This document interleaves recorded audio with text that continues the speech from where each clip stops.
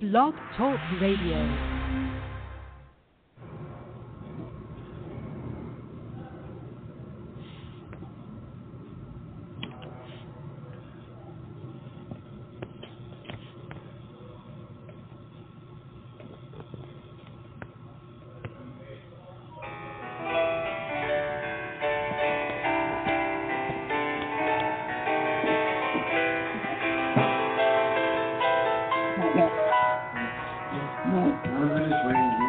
I gotta go. I'm gonna be leaving in a few minutes. It's fine if you want.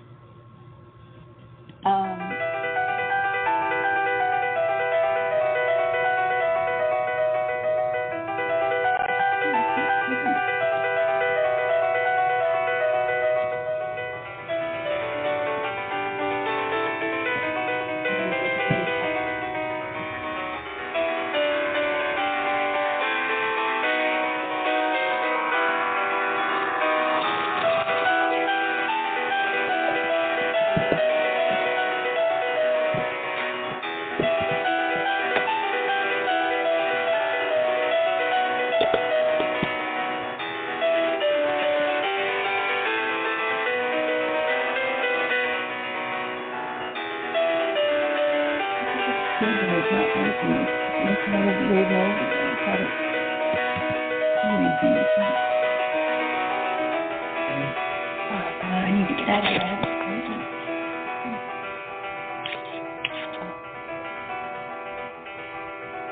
It's me, just give you the damn thing.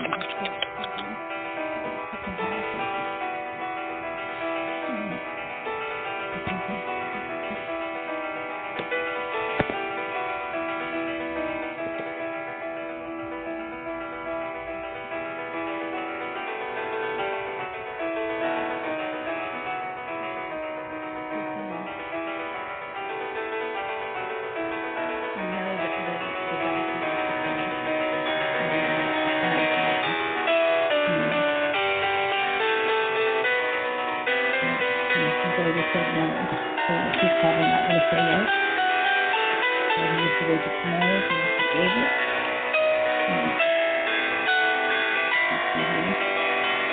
She's probably not going to say yes. And you know, I'm not going to be she already gave it to me.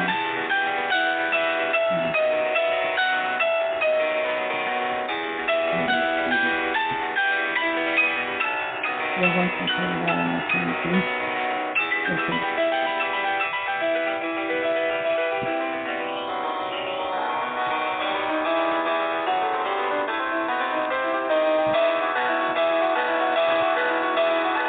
Okay, let me go talk to him. I'll go talk to the guy in charge. He's not calling me back. And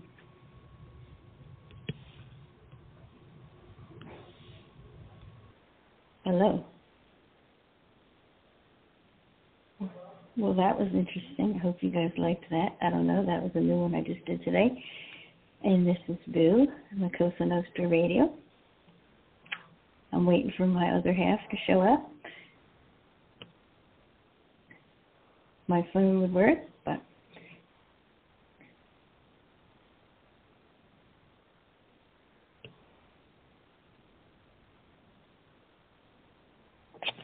hey there. What'd you think of the song?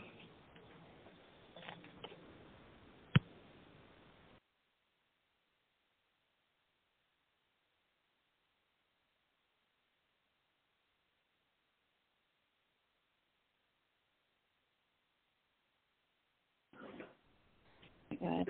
Hey, Boo. Hey there. Yeah, I loved your song. I thought it was great. You did? Good. Oh, yeah. Yeah, that was excellent. Lazy.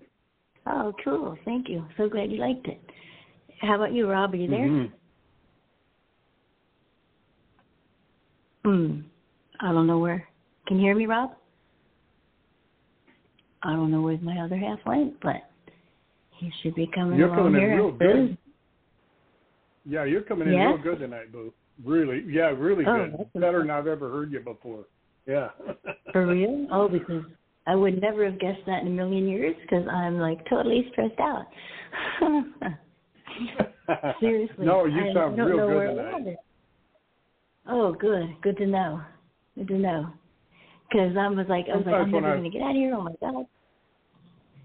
It's just me and you, Dave. I don't know where. Are you there, Rob? You might want to call back, Rob. Anyway, so it's just you and I, Dave. What do you know? Yeah, I guess so. Yeah. That's fine. Here we are. I'll talk to you all day long. Oh, thank you. Yeah. That's so sweet. I was like just trying to get out of work, and then I always have an issue every time I'm trying to get out of here. Something comes up, of course, But anyway, do you know anything about T.S. Eliot? Well, a little bit. I wrote to the quote, "Do I disturb the universe?" Do I dare disturb the universe? Those are the only one that jumped out at me, and I just had a blast writing that. It's a little bit sensual, this one, but I really enjoyed that prompt a lot. How did I know you were going to pick that one? I wonder, huh? Well, I'm glad it was there, Yeah, I had a vibe. Thanks for doing that. I appreciate it. The other thing is I shouldn't be doing this on the phone, which is a real pain in the balls, let me just tell you. So I guess he's going to call back. Let's see. I've been having difficulty with my... Yeah. I can't use my my phone. Like, everybody tells me they don't hear me, and then you tell me you do. That's so weird. And because I can barely hear you, but I'm going to put my headphones on. That's what I do. Yep. Yeah. Thanks a lot, Dave. Yeah. Okay. So I guess other people will be calling, and I guess he'll call back. I'm trying to leave as we speak. I was going to change the time, right, because I wasn't done. But I'm like, that's just going to confuse people. So, all right. Well, in the past when I've heard you on the shows, you kind of fade in and out. You kind of fade away and then you'll come back again.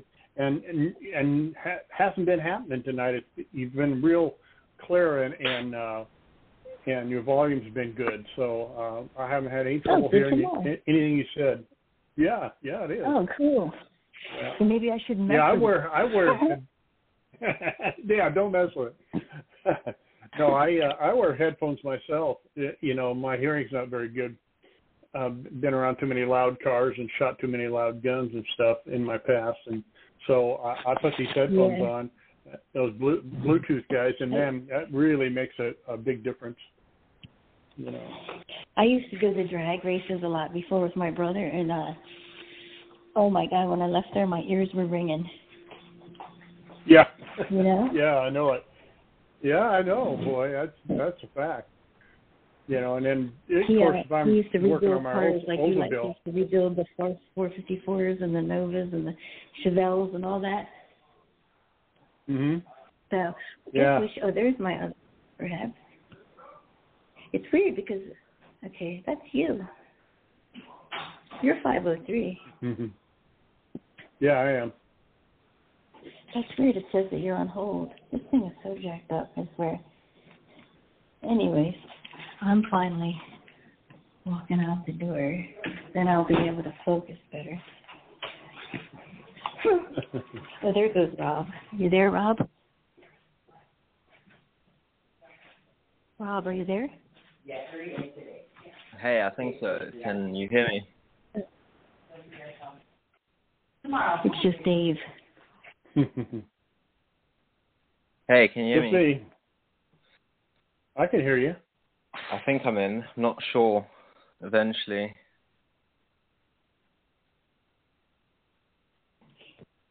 Yeah, thank you. I'm leaving now, so I'll be out of here, and I'll be able to focus. So how about you just I don't want to start with you, Dave, because you want to get some more people to talk about your poem, don't you? Maybe, Rob, you want to talk about T.S. Eliot while I'm at it, walking out of here? Yeah, sure. So tonight we've got the topic of tonight's show. Yeah, let me just say hello to everyone. Hi to all those that are listening. Sorry about all the issues. I've had some computer problems and still not exactly sorted. That's why we've had all these sort of delays and the late coming. But so for tonight's show, we've got T.S. Eliot inspired quotes, which are on the page on the topic. And the reason why we've chosen that is we appreciate his writing and his work, the entire body of work that he's contributed to literature, which he won a Nobel Literature Prize for in 1948. On top of he wasn't as prolific as maybe other great poets, but he was also the editor for Faber and Faber during probably the best period of their publishing, representing Joyce, Auden, and Pound as well. Ezra Pound was one of his best mates, and they did quite a bit of work together. And besides the poetry, I think the essays that he's written are incredibly impressive as well. And his take on poetry and influence on modernism as a movement was quite inspiring, the way that he saw poetry and the transformation it undertook in the beginning of the 20th century, quite inspired by Freudian concepts of psychoanalysis and the way that subconsciousness and the insecurities, anxieties influence our speech and our thoughts, our dreams, all of that. And it's quite well represented in even his earliest poetry, Love Song of Cape Rock. And yeah, he also quite an interesting bit is that he wrote a book of poems called Possum's Book of Cats, I think it's called, which essentially was his nickname for Ezra Pound. Everyone involved in the literature scene in England at the time had them nicknames, and it was about all of them, which later inspired the now famous play Cats. So that's quite interesting. And we have quite a few poems, I believe, for tonight, have been inspired by these quotes. So we have, and Rack is here too, I believe. Hi, Rack. Hey, hey. Hey, hey. You still there, Dave? Yeah, I'm here. Okay, cool. Just checking. I'm here. All right. All right. Finally, I'm out of that little place. So how about, probably want to wait a little bit more until people get here. There's another show going, so maybe Rack and Dave want to wait a little bit. So I think, I don't know if Lee's coming, Casey, got Rax. Maybe we start with, I know Becky's not coming. You want to start with Becky? Rob? Are you asking me? Yeah. Yeah, Could you do the? I forgot. You can't. Yeah, I forgot. Yep. You know what? Guess what, Rack? He's locked out of Google. You know how they are. Oh, God. Like, you can't. If you're locked out of Google, it's like fucking Fort Knox. It's fucking ridiculous. So that's the problem. You know. And if I. Yeah, I know. It's like it's all bullshit anyway. You know, they know about your whole life story. They know everything about you, but they won't tell you your password. Mm-hmm. Go figure. Yeah, I know. Hey, Dave, do you think you could throw Becky's down for me? Yeah, I think so. Let me see. Because if I switch the page, it's gonna mess me up. You know, Rob, it's almost easy to open another account. Yeah, that's exactly the thing. Because I use Google's password manager for all the things. It's almost like a, rotational problem where it's like So I had to get my computer to the factory settings to restore everything and wipe it all and get it sort of fixed that way. And then when I got back into it, I don't have my All Poetry account. I don't have just about anything. Nowadays, also everything's saved to the cloud. So a lot of the work that I'm doing at the moment as well is kind of on hold, to put it one way. And then even the other things like, even if you want to watch Google on other devices, like if you want to watch on your mobile instead of a computer, you can't watch it without signing in. It's like, well, I can't get into my account, can I? So, yeah. There's two links. There's two links here for Becky. There's one which is a SoundCloud, and then the other one is a normal I got the SoundCloud AP link. Daydream Believer. Yeah. You want? Yeah. Is that the one you want? You can put that one down, and I'll start the SoundCloud. Yeah, that's the one. Thank you. Okay, hold on a second here. Let's see here. Because then I'll have to come all the way back to this page and just find it. I'm going to switch over, bring my other phone over here. So I have two. Okay, I got it up. Do you see it? Okay, ready? All right, here we go, Becky. Okay. It's like an eHarmony date. There goes the button. Yeah, I haven't made a new one of those yet. If I could get the button to play. Now the button. Death of a Daydream Believer by Becky Friend. We first met at midnight, when I flew that hot red-eye flight to sleep beneath his cool blue eyes and find that true northern light, that spark that blew south like a gust of stardust, just to scroll across my screen, daydreams streaming through the night. I breathed in every poem he penned, posts that glistened with genius and the heat of his fingers, rhyming parts with heartbeats, my movements metered to his rhythm in semi-sweet climax. I took a leap from laptop to taxi, from red farmhouse to black tarmac outside Toronto, searching for the rainbow behind those silver lines.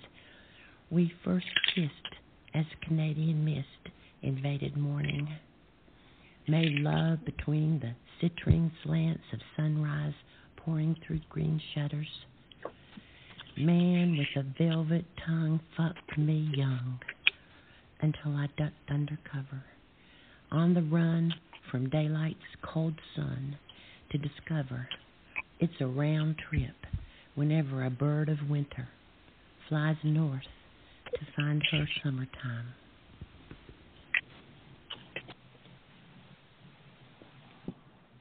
Wow. Yeah, could you, Dave? Wow. Could you go ahead and comment on that? Because could you go ahead and comment? Okay, yeah. Yeah, okay. Yeah, that's that poem's got Becky all over it. She's just a sweetheart, and she always manages to make her poems really picturesque, and always have a great storyline to them. They're almost, in the classic vein, I would say. I I took a leap from a laptop to a taxi, from a red farmhouse to black tarmac outside Toronto, searching for the rainbow behind these silver lines we first kissed as Canadian mist invaded the morning. Gee, that's really, that's just a section of it. She's just a marvelous writer. I've known Becky for quite a while now, and I love the way she writes. And she's a real nice lady, and I thought this was really well done. Really well done. Yeah, great comments. Yeah, even now, so I've got a sort of temporary account on All Poetry and tried to open the poem, but I had to put in my age and all of that because apparently it's got some adult language. So that's why I've to catch up. Rak, what did you think? I'm busy catching up on the poem now. Yeah, Becky's kind of amazing. This is very relatable. The long distance affair, and she's got the birds in it. Just the title alone, Daydream Believer, to me speaks volumes. There's an Old Monkey song by that title. That was one of the biggest hits, I think, as a matter of fact. That was the first thing that came to mind, even though this has absolutely nothing to do with the song. But, well, I shouldn't say that because, the idea behind it is kind of there. But, I doubt it was inspired at all by the song. But, that idea of the daydreams, of the fantasy that we create in our lives sometimes, it's one of those things that it dangles right in front of you, and it feels like you just reach out and touch it. It's that easy to make it come so true. And all she had to hop on a plane, and that daydream became a reality. So again, the relatability of something like that, the emotion behind something like that, it's very, very moving and very beautiful. Yeah, I agree. Wow. The quote that she wrote to was, "Only those who risk going too far can possibly find out how far one can go." And I think it sums up your comment quite well. Yeah, I'm quite sick of laptops and taxis, me personally. But I'd rather deal with taxis right now to sort of get out, because I think we've all been stuck in for too long, and we want to go and see all these beautiful natural elements that she's described in this lovely poem that she's written. Such descriptive language, sort of quite vivid and erotic in the way that it's written. And yeah, it is hot, no doubt. What did you think? I mean, man with a velvet tongue fucked me young. Yeah, that's pretty straightforward. There you go. Yes, that's all I need to know. I love it. Yeah. Yeah. And then on the run from daylight, cold sun to discover a round trip when a bird winter flies north in summertime. I agree with Casey. That was her favorite part. I mean, that's, this is a good time, right? I mean, she's taking a chance. Yeah. I mean, I like midnight when it flew that red eye. You got to take a chance sometimes, and when you do, maybe sometimes it works out. Sometimes it doesn't. Yeah, once in a while. I like to leave. Yeah, once in a while you're lucky. I mean, that's the only. I know he ducks under cover. It's like, whoa, and flies north to find her in the summertime. Really? What do you need? Like, she's not really like nasty. Oh, it's sexy and sensual. No. That's forward. She's never like tanky. I've never even seen her say "fuck" in a poem before. I don't think. I haven't either. That surprised me. This is the first. But that's okay. Yeah. You go, Becky. Hey. Yeah, she does go. Sometimes you just need to get some. Good, great. That's really good. I think that deserves the front page too. Excellent poem. So, did you get in, Rob, or do they need your kitty ID? Yeah, birth certificate and all that shit. You're sending them a DNA sample. Your firstborn.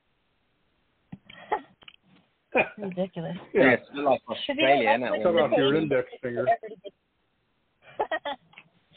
Doesn't Kevin know you're related to the chick that says Blog Talk Radio? Yeah. Yeah, I wish Kevin worked for Google. He could get me into all these things, get my account back. Yeah. That'd be great. Quite helpful. It's total bullshit, too. I've written to them twice. Mm-hmm. Last time I did that, I started an administrator account on the the authenticated whatever and that's how I got in before. But anyway, we got 270. Isn't that you, Dave? I don't know why it says you're on hold. That's weird. Okay. I don't know either. So, that's because Dave wants to be held. Yeah, I'd like to be held. You bet. Absolutely. He wants to be fucked like he's young. Till he's young or whatever. Yeah.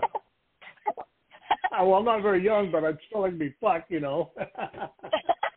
Oh, God. Aren't we all fucked up? Oh. Yeah, you know. It's Friday night, why not? You're funny, Boo. You want to read yours, Dave? Huh? You want to read yours, Dave? Sure, absolutely, yeah. Go ahead, put it. I'm on the air. Put it up if you want. Hey, is that Wayne? Yeah, somebody took me off mute. You want? Hey, Wayne. Yay. You want me to? Sorry. Do I need to go? Hi, Wayne. Do I need to go get it, Boo? Yeah, that'd be great if you could. So Rob, I think Rob's going to get over there in a minute. That was quite the poem for Becky. Okay, hold. Yeah, what'd you think, Yeah, Wayne? wasn't it? Hey, Wayne. I thought it was very Wayne? descriptive, and the last little bit caught me off guard a little bit, and I wish I could. I can't. There's a lot. There's some. It was some velvet tongue he had. So like I say, I wish I could daydream like that.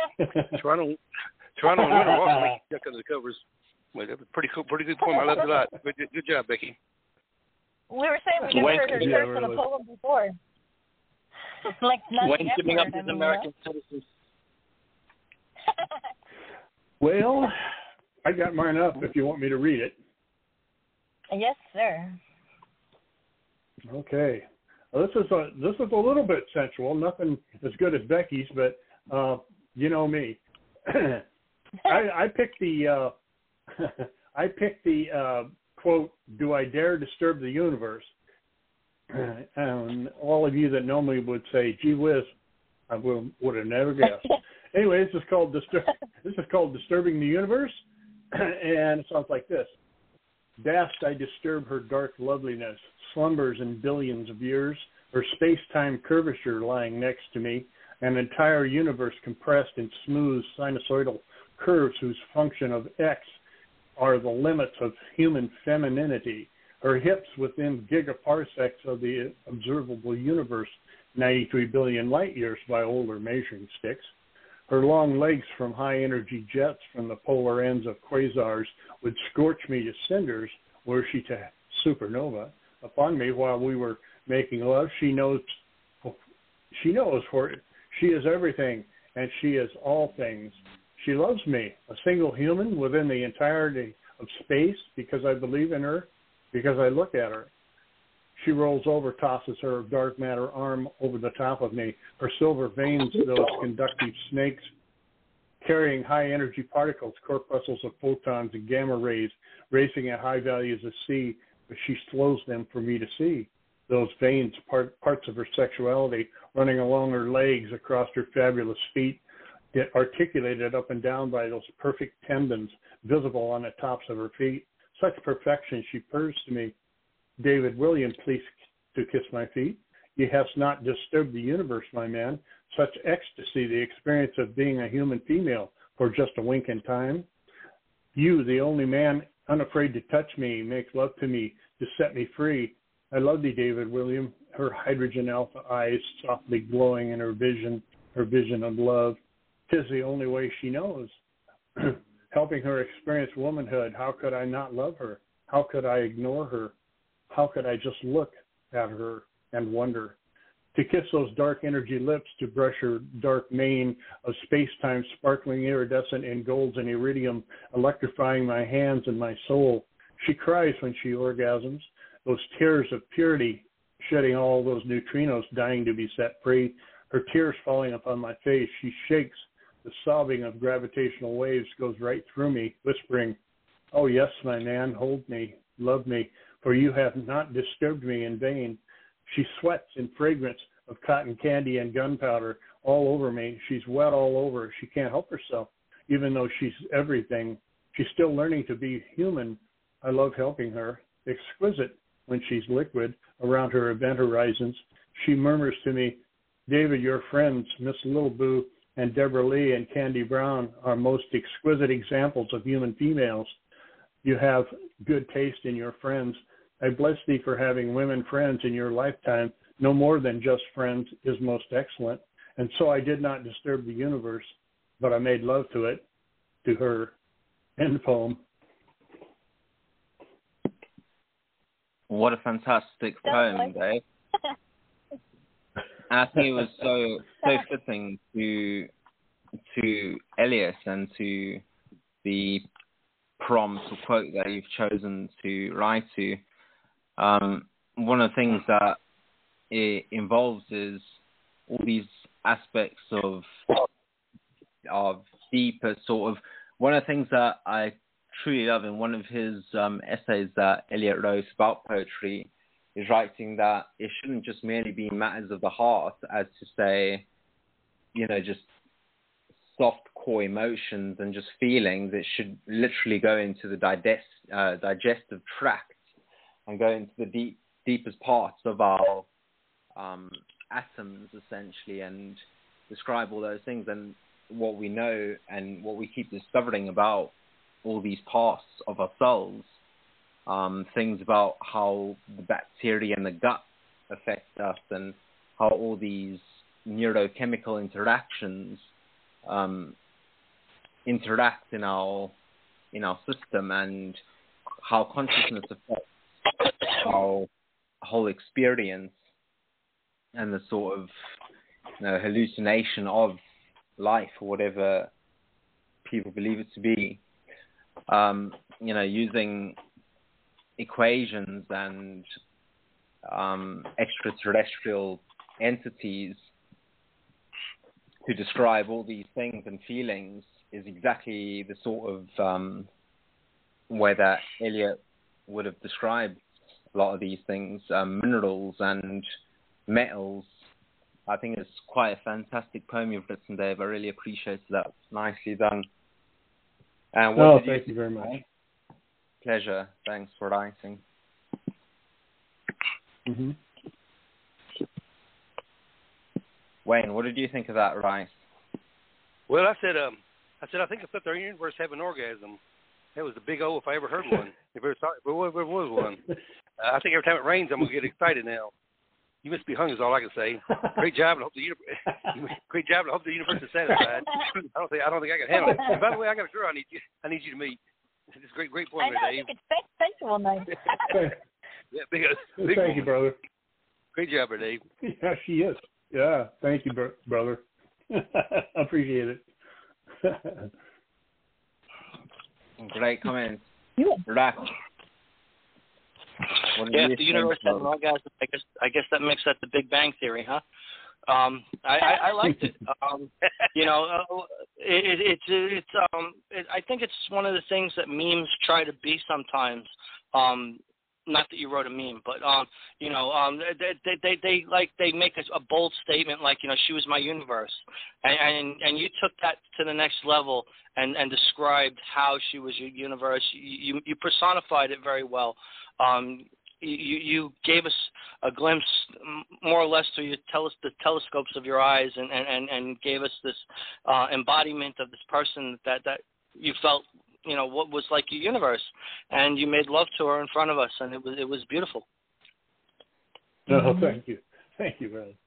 Yeah, it's just a little story about the Dark Mother. She's in a lot of my poetry. This Dark Mother's the shit. That's awesome. She is. Yeah, who knows about the Dark Mother? Yeah, I think it's how fast you wrote that, because, I just told you about the show maybe 30 minutes before, right?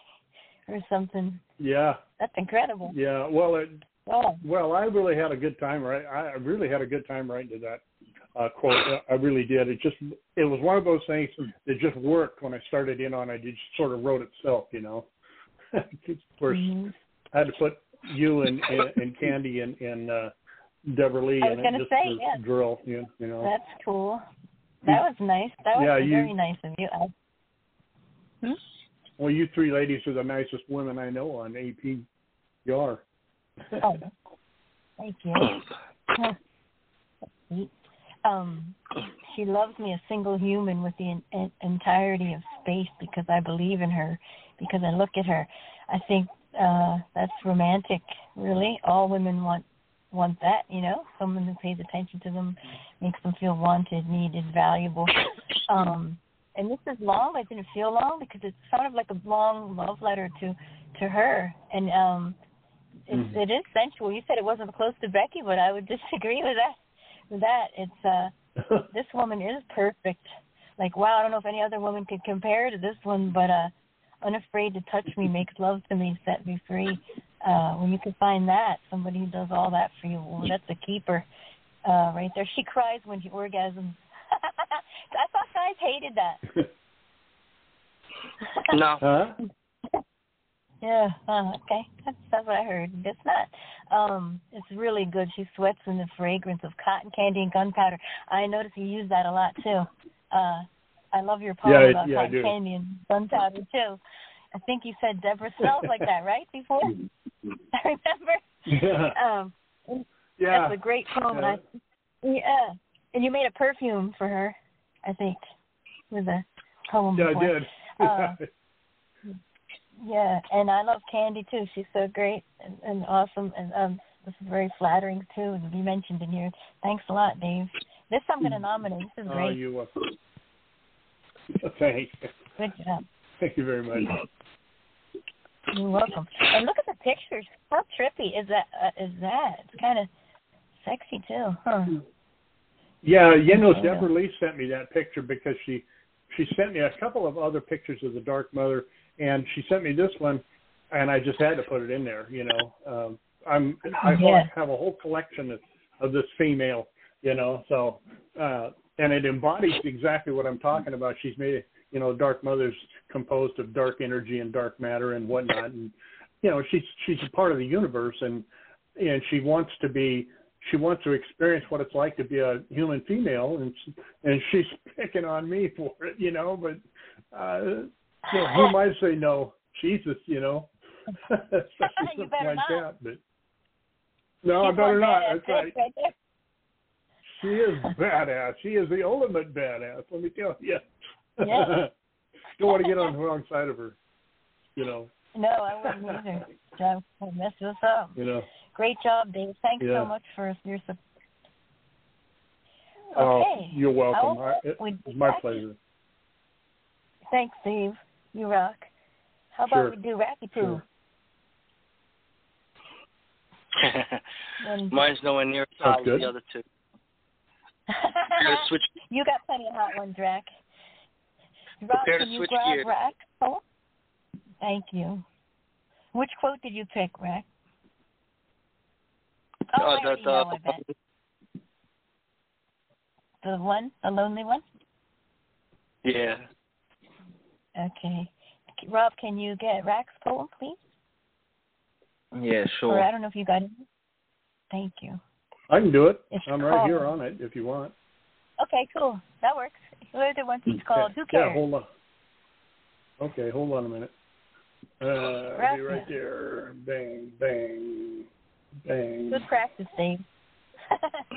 Oh, yeah. Okay, this one is make sure I got the right poem. Who cares? Is that it? Yeah. That's it. Okay. Bingo. Okay, it's up. All right. Here we go, Rack. Who Cares by Raconteur. My heart has been wounded, no solace in sight, no arms offer comfort, nor ears hear my plight. No eyes see my discomfort, no heart touched by my pain. Profoundly alone, steadily going insane. Lips mouthing voices, ears hearing whispers and screams, or is that the sound of shattered dreams? Lungs struggle to breathe, mind barely aware. If I died tomorrow, would anyone really care? End poem. Wow. That's amazing. Yeah, I would care. Yeah, it seems... Yeah, Dave, what did you think? It seems you enjoyed that one. Dave? What'd you think, Dave? What'd you think, Dave? Oh man, this was just premiere. The rhyme and meter on it was stunning. I mean, it was just run like a watch, you know. And it's the storyline in it we can all identify with because we've all been there. You know, if you love somebody, this is what comes along with it, you know. And I don't know. He says, my heart has been wounded, no solace in sight, no arms offer comfort, nor ear hear my plight. You know, that sort of, it says to me anyway that he was, you know, did hurt and love a relationship maybe, and then you know you rebound on that and you think about it and you say, no eye see my discomfort, no heart touch my pain, profoundly alone, steadily going insane.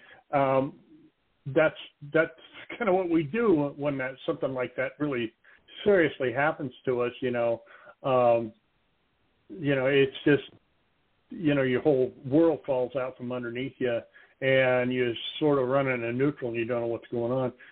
I really like this poem. I thought it was very well done. It took a lot of effort to make everything run like this, and the mechanics of it is excellent.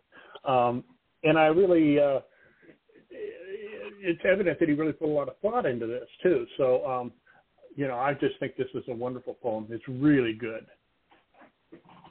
Thanks, Dave. Thank you. Sure. Mr. Wayne. Yes, I said I think it's a sad poem. I'm going to have to read it again to make sure. But, Rack, I'm going to get you a piece of ass and cheer you up. Probably cheer me up, too. We'll have an orgy. We'll have an orgy. I can't say mine right tonight. It's just a sad. It's a great poem, great job, wonderful read. I love the poem. Real sad. But I'm coming over. Oh. Will that help you, Rack? Will that help you fill out? Will that help you out a little bit? I'm coming to see you, Rack. Hey. Oh, geez. Oh. I thought, yeah, every time I read your poetry, I want to cry and then hug you. It's just like so much emotion and sadness. And some of it I know true and some of it isn't true, but it's just, it feels realistic. I agree with Dave. The rhyme is perfect, the meter, like you always do. I know how you are, perfectionist for that, but it seems like it comes easy to you. And, you know, you get to the point where you wonder if everybody just leaves, if everybody's going to leave you, and that's what they do. Is anybody ever going to really stick around? I think we all wonder that from time to time, and it's almost like you just sort of gave up here, just like you're over it. And that's sad because that would be someone missing out on a beautiful human being. I thought this was really touching and heartwarming and full of emotion like you do, Rack. Great job. Great read, as always. Thanks, Luke. You're welcome. And Rob? Yeah, I agree with everyone's comments. In such a short poem, you put so much substance, really. A lot of time you can get a whole bunch of writing and not really saying much. But each and every little bit of it is a punch.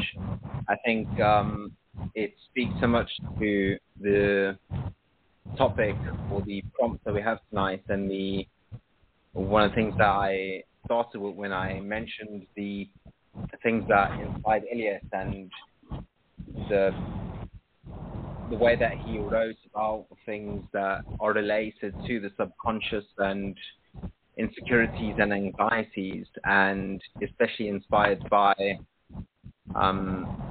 the working or the writings of Freud, to speak about the dreams and all of that whole realm of what happens in the unconscious mind and in the subconscious mind, and the fact that, you know, the sound of shattered dreams is almost like, because that resonates so much and it echoes in our wakingness and in our real lives, the fact that the things that affect us and the the way that they manifest in other parts of our existence and in our daily life.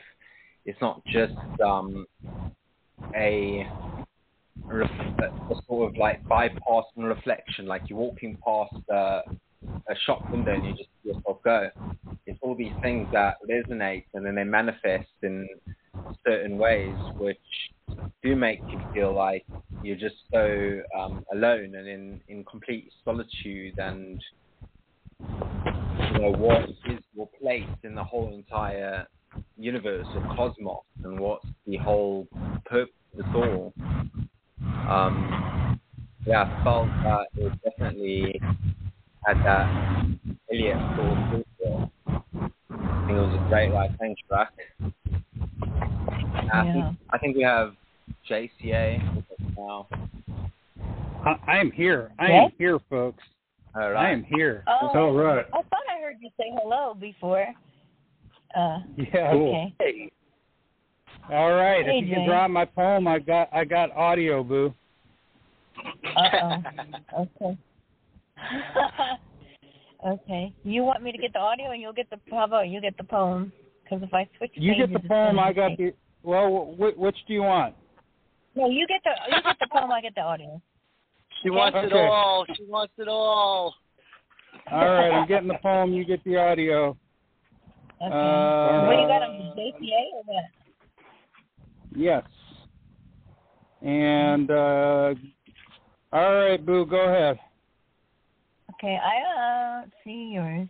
Hold on. It's under J. Candy Stripe Melodies. Yeah. It's part of the one. It's up. It's up. Oh yeah, I'm how do you spell on JTA? In the studio. It's a little I'm looking. A little further right down. Below, it's up. Right below Souls and right above Naomi. Relax, kid. I got it. That's a hell of a sound.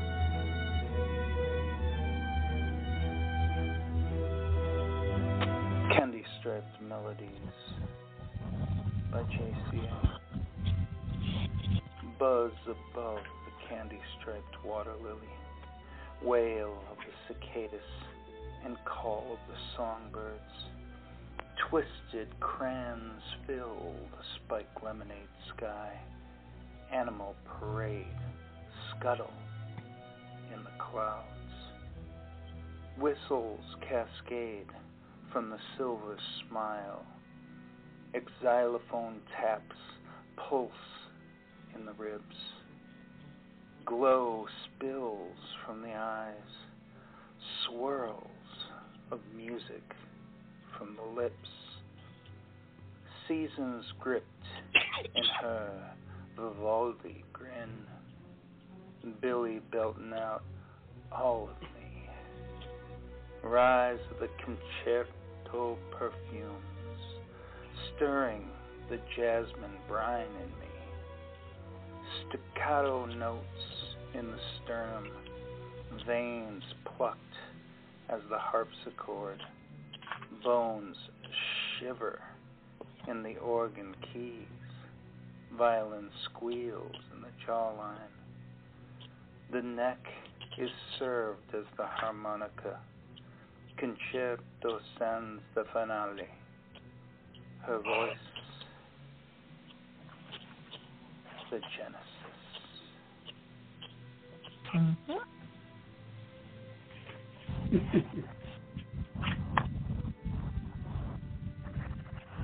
There you go. That was romantic. Oh, look, perfect timing. There you go. There's G Money. All right, Wayne, what do you think of that? I think you did a good job dissecting her. I once played a lady's neck, but it sounded more like a squeal. This is a very deep poem, and sometimes you scare me with the words you write. It's very good, JC. I liked it a lot. Thanks, Wayne. Welcome. Rob.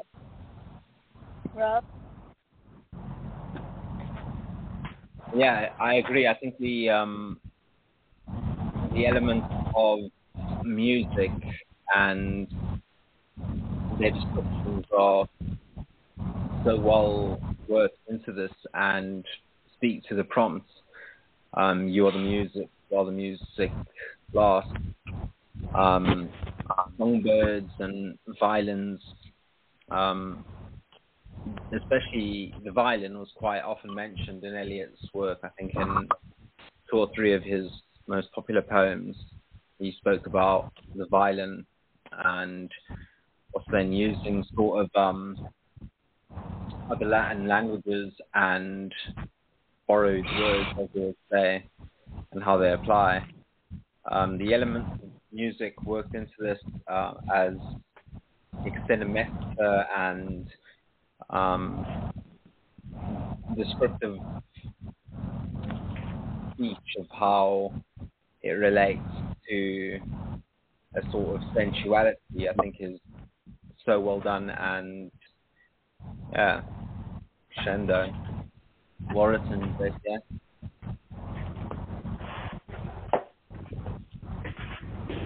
Thank you. Yeah. Appreciate it.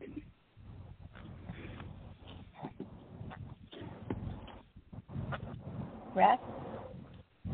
Oh, The yeah, button. Joe, man. I love it. No, it wasn't the button. I didn't hear you call me, dude. Sorry. I really enjoyed the lyric. No, that's all right. That's all right. You have no way of knowing. I really enjoyed the lyricism of this.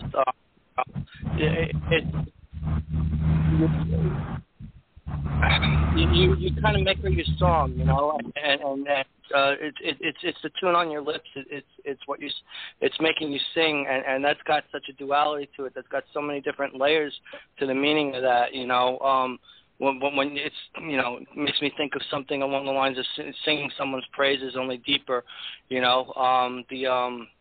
The staccato beat and things like that, you know, lend itself perfectly to the situation and the scenario that you're drawing, and it's beautiful. Mm-hmm. I'd watch that concert. No Yeah, kidding. Hell of a show. Did you comment, Wayne? You did, right? No, he didn't. Yes, I did. Yeah, I did. Okay. I comment first one. Yeah, he did. Yeah. Okay, I thought so. Be me then. Well, yeah. Anytime you mix music and sensuality, love making, whatever you want to call it, works for me. And this is very beautiful. And I love the quote too. You are the music, and while the music lasts. Kind of a sad statement. But it seems like you're enjoying yourself here to the fullest. I like the little, is that Italian, Jay? You're speaking? The neck is served as a harmonica, sans the finale. Her grace, the genesis. Whoa, that's deep. Yeah, that's really good. Very deep. A lot of love here, a lot of lust, and a lot of longing, I think. Mm-hmm. Blows stills from the eyes, swirls of music from lips. Really, really gorgeous. A compliment to your lady there, Jay. Nice job. Oh, what music? What song did you put down there?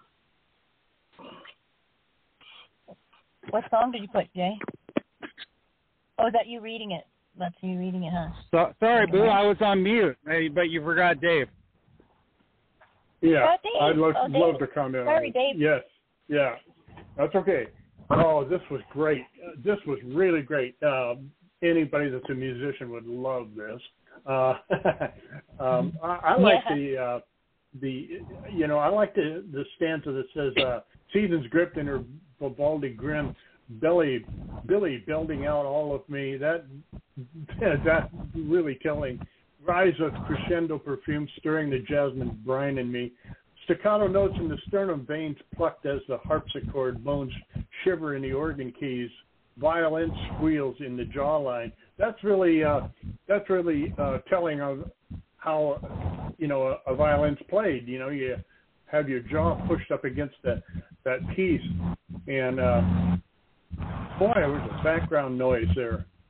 Anyhow, it's so bad. Agreed. Yeah. That's why anyway, I was muting. I'm outside. Anyway, this is really cool. I really like the way you put this all together, Jay. You know, and yeah, And I've listened to some of my most favorite female vocalists, like Grace Slick and Lydia Pence from Cold Blood. Those women have an ability to broadcast and insert their own sexuality into what they're singing, and you can pick up on it unless you're dead. And I really like that. And Jay's poem sort of says that in so many words. I thought this was just wonderful. I loved it. Thank you so much. I appreciate it. Well, I got to get going, guys. Thank you so much. Encore. Later, JCA. Later, man. Yes, encore. Later, JCA. All right. And great read, love. That's what she said. Mhm. All right. Thank you. Hey, JCA, what's Jask under? Jask or what?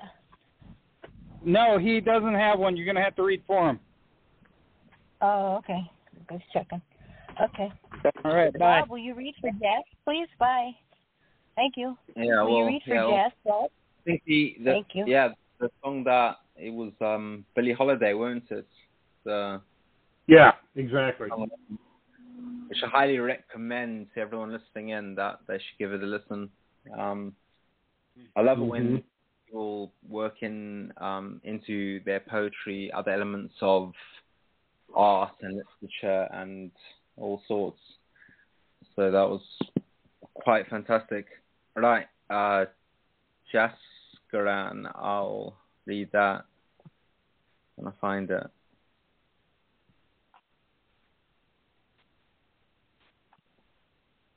It's on the board already.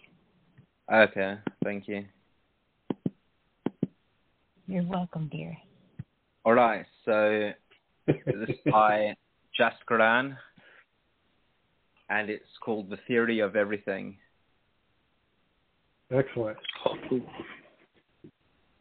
The mother is ecstatic to see a flower blooming out of her womb, big brown eyes filled with mischief and incitement, his tiny hands like snowflakes falling on skin. She sings him to sleep with colors of her voice dancing in his eyes. As the warbler greets the world with a serenade, he trudges in white snow in a soundless space, under veils of white lace, hailstones on the keyboard playing notes, ACAs. Late autumn, the emptiness between words, the love which blossomed in spring, melts away in torrid summer, spewing scathing words at his mirror like acid rain, tormenting past poison of the soul, oath of staying until death takes him apart, forgotten in a moment of spur. Black dress and red lips, they stare and stare from afar. Where she is not thine, under soft pink skies, fruits and maple leaves, withered away by the savage wind, leaving the tree naked, humming a melancholy song. End of poem. Wow. That was amazing. Great read. Yeah, great poem. Yeah, great read, Rob. Really good. Yeah. Mm-hmm. So, Wayne, what do you think, kid? Wow, that's a hell of a poem. This is fantastic. It's a poetic poem I've heard in a while. Describe Mother so tenderly, and all the way through it was a great poem all the way through. I loved it. I mean, a melancholy song. It was just a beautiful poem. I took my breath away. Great job. Oh, that's good. And Rack, you still got your breath? No, I think I got that went. This is stunning, Jask. I mean, absolutely beautiful.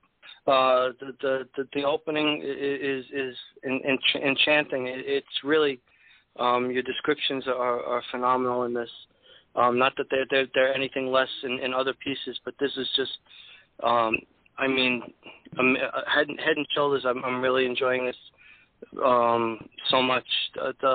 It's really beautiful. It really And I don't know why I sound surprised, but I'm not. But I really, you know, I'm very, very taken with this piece. Don't be surprised if it winds up on the front page. I know, right? Yeah, no kidding. Oh man, I agree with what everybody else has said about this poem. It is just a marvel of description and metaphors, and the way it's the storyline reads on it pulls you right into it. It's picturesque as the day is long. I mean, holy cow. You know, you read this thing and you can see all of these things happening, and every stanza, it kind of like a different story. You know, I have to say that I'm glad I'm in this group, because there's such a core of really, really high-level, excellent writers in it. You know, and this is one of the, you know, one example of it. I love being surrounded with such excellence. It makes me write better, and this is an example of it. So I really like this very much. Oh, what a sweet thing to say. That's cute. Rob? Yeah, I agree with everyone else's comments. It was a pleasure to read. And even just the title, because of my fascination and appreciation of quantum physics and Einstein, and especially his appreciation for Spinoza, I think a lot of it originated with Einstein's inquisitive nature to discover, I think one of the things that he was saying about his inquiry into the creation and God's creation, but his God was what he defined as Spinoza's God. Spinoza's, for those that don't know, one of my favorite philosophers, and his God was a God essentially defined. It obviously has many layers, and it's probably his book about ethics is actually one of the best books. I would recommend it to everyone, and I think it's people still talk and people write thousands of pages about a single paragraph that he's written in there to sort of try and define it. So I won't go into too much detail, but just the whole element of the universe being a sort of as you sort of described, the mother and the central point. And I think a lot of Eastern philosophy and religion and all that relates to that is quite liquid in the way that it takes a stance on what could be defined as the greater God of whatever you would like to think of it, but it's just to realize those elements in that. And the quote that he's written to is, "This is the way the world ends, not with a bang, but with a whimper," which I think is, if I'm not mistaken, I think I read this somewhere quite a few years ago. I'm not sure if it's still relevant or if it's really factual. And these days we've got fact checkers everywhere, so maybe they need to fact check me. But I think it's one of the most quoted lines from a poem in a film. This is the way the world ends, the way the world ends, this is the way the world ends, not in a bang but in a whimper. And it's quite fascinating because it speaks to the element of things that we've seen that unfolded in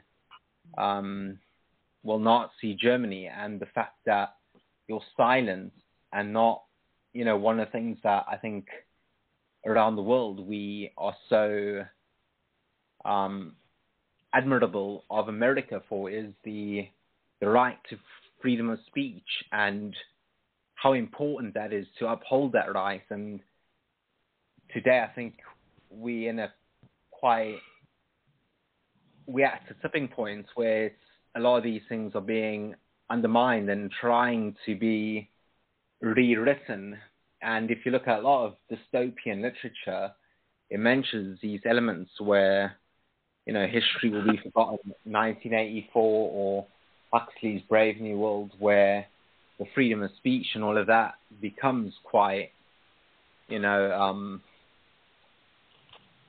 rewritten, statues being torn down, all the rest of it. And it ain't political. It's just a thing of, in certain countries, like in Australia, where you don't have the freedom of speech. I know I have many mates there, and people that I've lived with are Australians, and we're quite nearby neighbours being in South Africa, speak about in America how great that is to have that right, to have these things, and how valuable it is, and the fact that it should be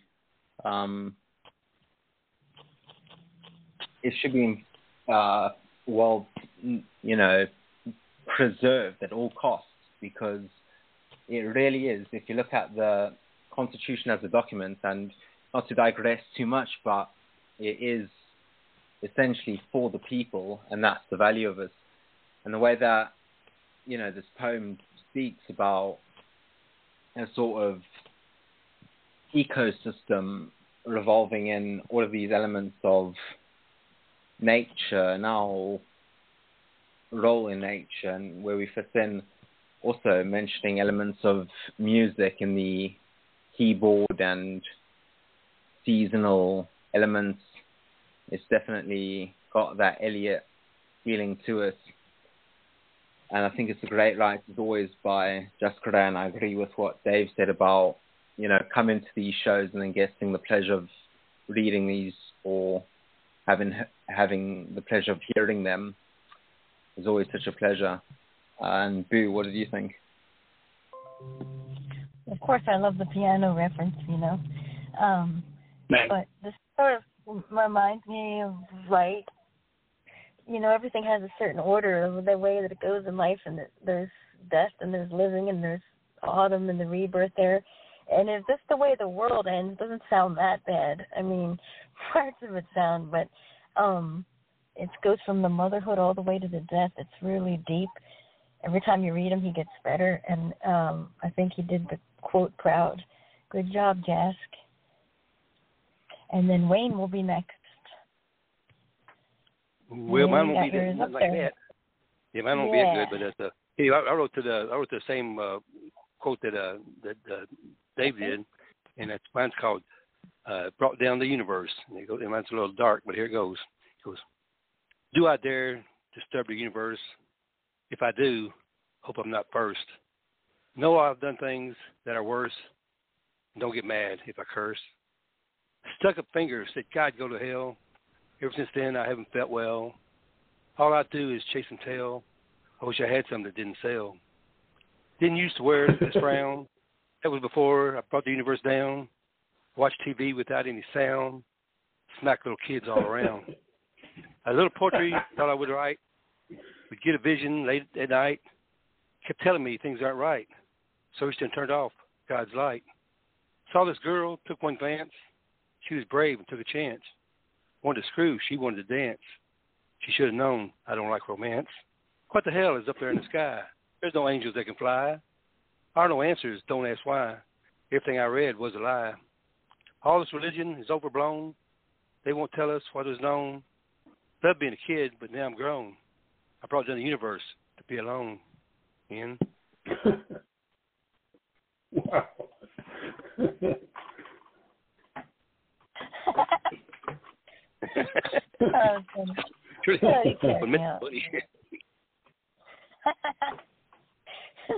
Oh shit! Yeah.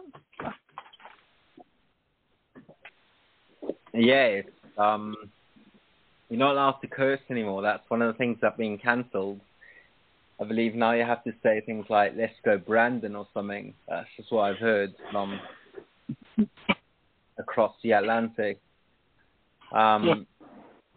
Yeah, I think it's a really, again, it has elements of humor, which obviously when it has that cynical humor and a sort of like sarcasm and satirical nature, it's my favorite, and it has a bit more of a bite, It's like one of the things that you come from, like maybe a British background and all those things, which so Eliot, just one of the things I missed out when I was doing the whole bio in the beginning, was actually born in Boston but moved to England England when he was 25.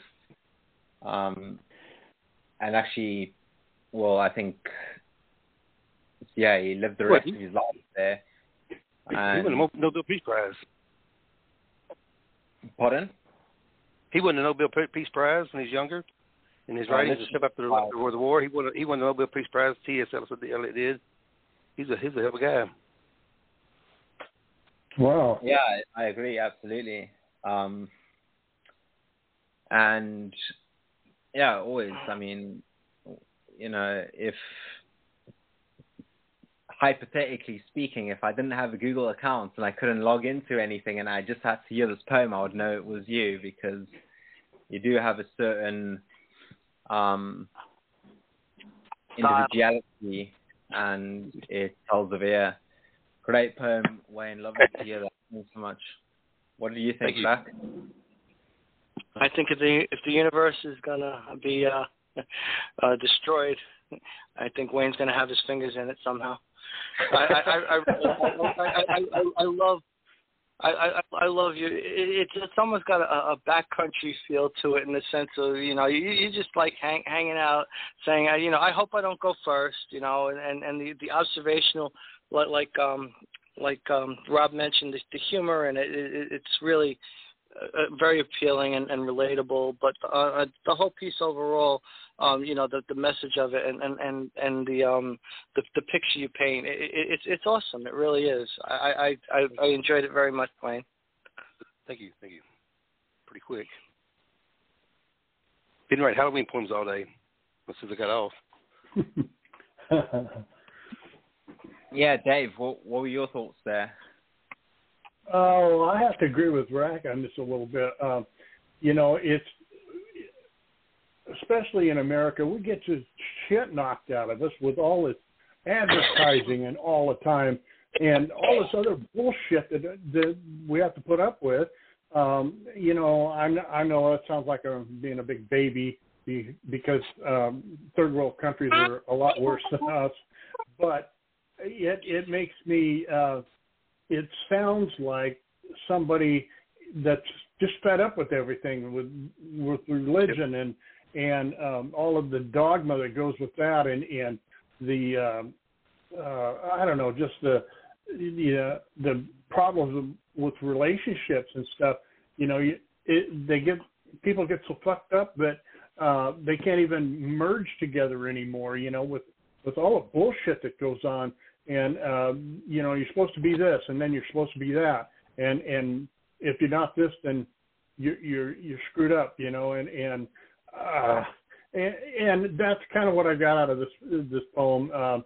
I love Wayne's humor. He's always makes me smile and laugh. And I agree with what you said about it, Rob. If I didn't know who wrote it, I could figure it out real quick just by reading it. So I have my own style. Hey. Good job. Yeah, you do, Wayne. Good job too, sometimes my brother. Sometimes you get fed up with the world, and you just got to say something. Just give everybody hell and fling God. So you just get fed up. Sometimes. Exactly. Yeah. Yeah, of course you have your own style, Wayne. Yep, you do. How are we gonna do? Chase and tail. I'll get better. Don't worry, I'll get better. Chase and tail. Chase and tail. Even at the end of the world, he's still going to get some of what he deserves. Yeah, he's a little tail. Yeah, why not? Yeah. Even the crack of dawn. I wish you didn't fail. Even the crack of dawn isn't safe around Wayne. The crack of dawn, that's right. That's right. Wayne's always trying to get some. It's the morning. And then you always say, I just wrote it right before, and it's like really good. That's so funny. I dare disturb the universe. There's no way you can't disturb the universe, Wayne. A little poetry thought I would write would get you a vision late at night. But I think the funny part is, saw the girl, took one glance, she was brave, took a chance. You're always, you just keep going, you just keep plugging away. So eventually someone says yes. Yeah, that's it. Didn't relate, but say yes. Go scare the hell out of them. Yeah.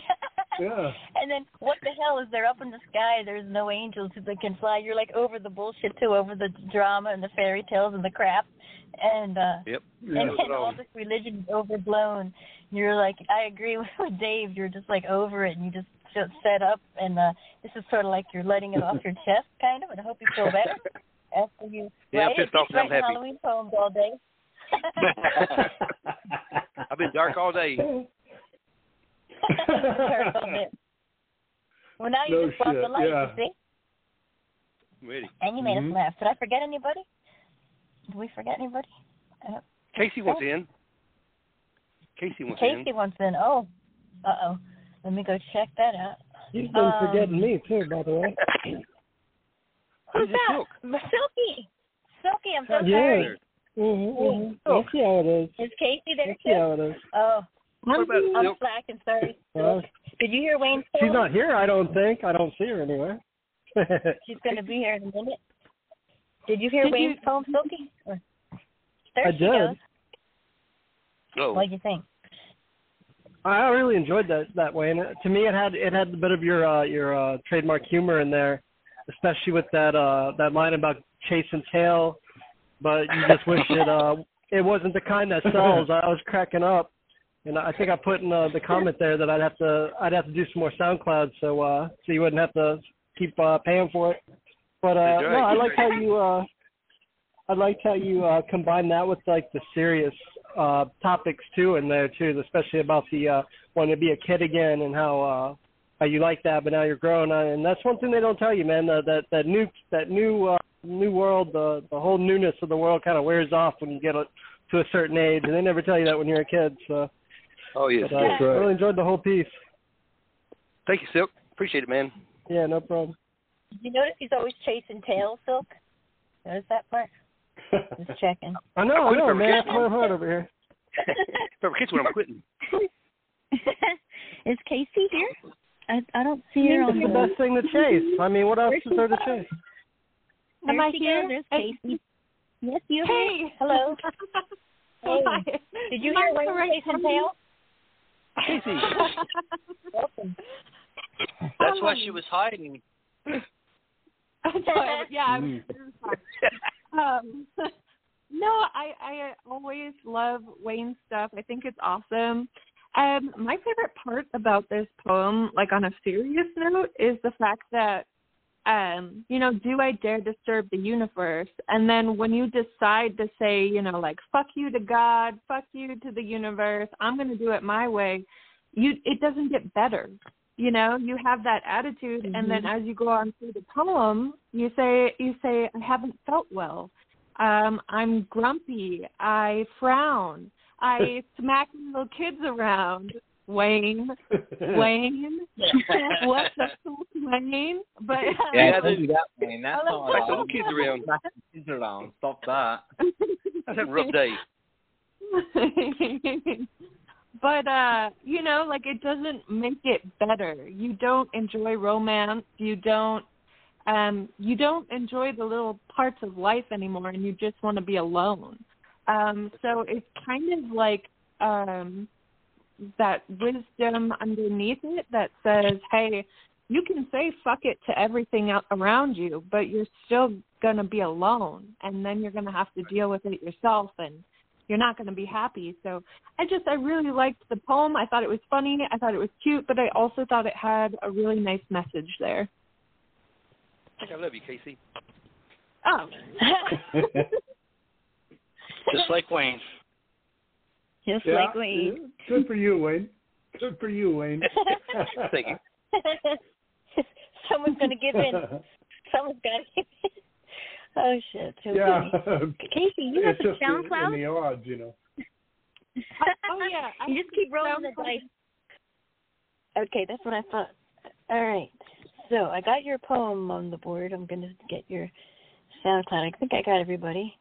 I'm not too great at multitasking. Then my phone's so slow, but I'm almost there.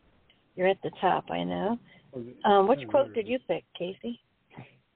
Same one, man. We were all on the same track. The universe. All right. Huh? Yep. All right. got somebody else.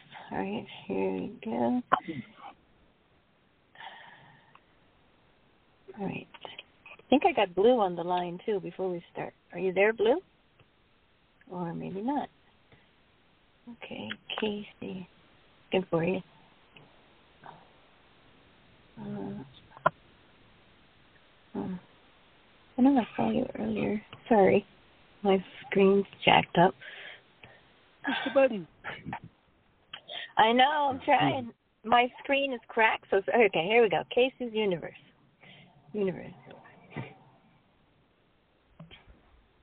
Getting there, here we go. Universal. If I put my fingers here, would that make you love me? If I press the curve of my breasts against your bare chest, will you remember me when morning sun scorches my dreams? If I fall and shatter like broken bones in jars left in spaces between bars in our hearts, will you open my scars? Is my nudity provocative? Let me be more expositive.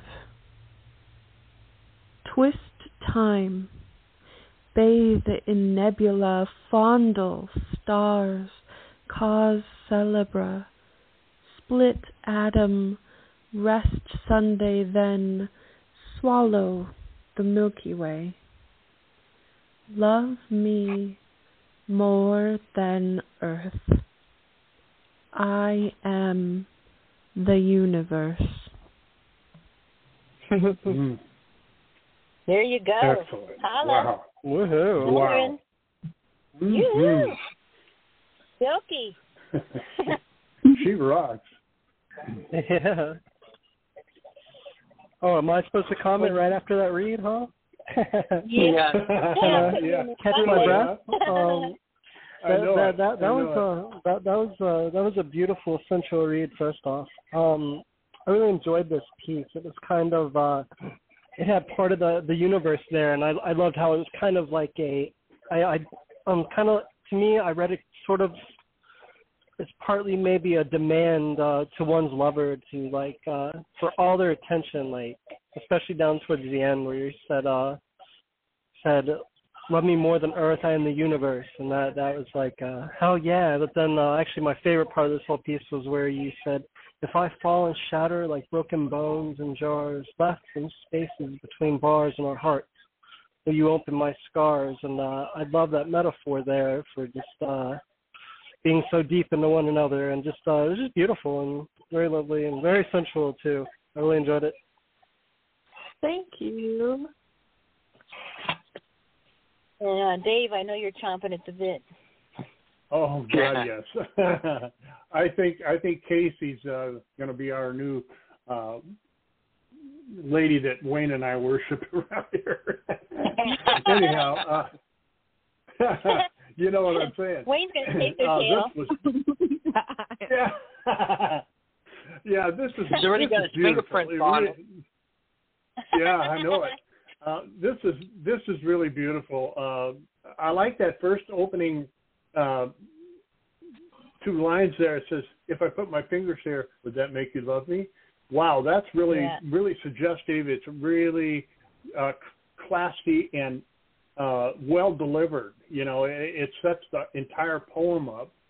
If I press the curve of my breast against your bare chest, will you remember me when morning sun scorches my dreams? That's really picturesque. You know, the sun scorching her dreams is kind of like the sun waking her up and taking her out of a dream.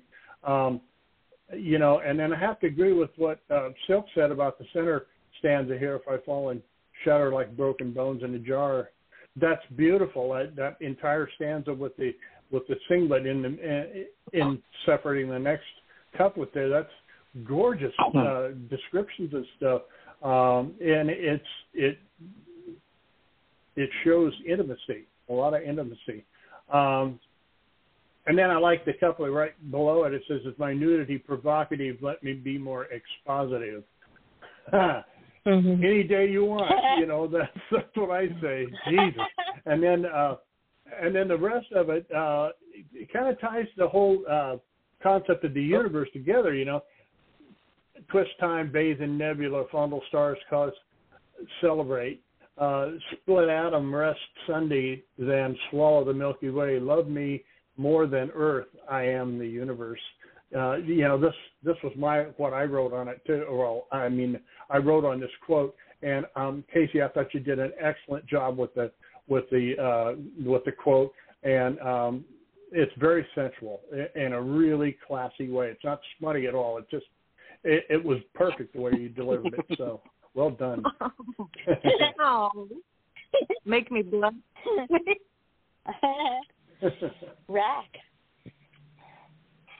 This was really nice. I mean, I'm trying to get a read on some of your thoughts, and this is written in a way that it's very easy to say, oh, she's talking to me, so that's the first kind of feeling you get, I think, when you read this. It's not one of those, I'm talking to any person in general.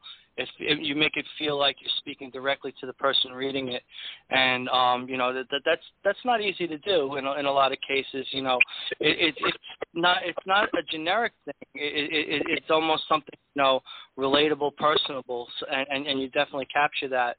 And then the things that you mentioned.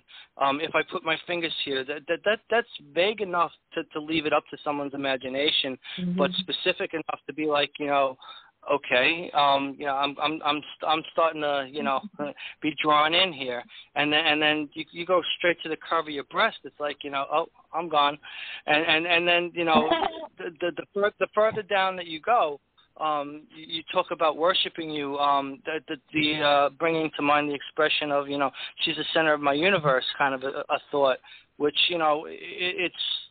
I won't call it ideal, but it's definitely one of the things that people hope for when they're in a relationship, when they fall for someone. You want to be the end all be all, the thing that they think of, and I think a lot of arguments that come up between couples and whatnot are over, how can you think of me like that? Because no one wants to be thought of in a negative light.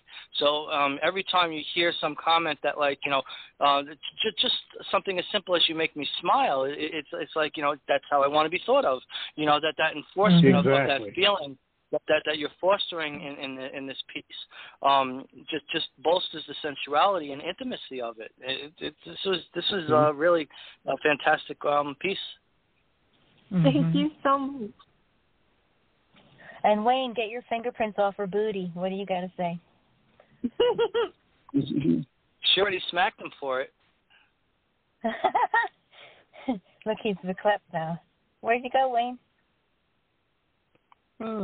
He's hiding. Rob? He's scared.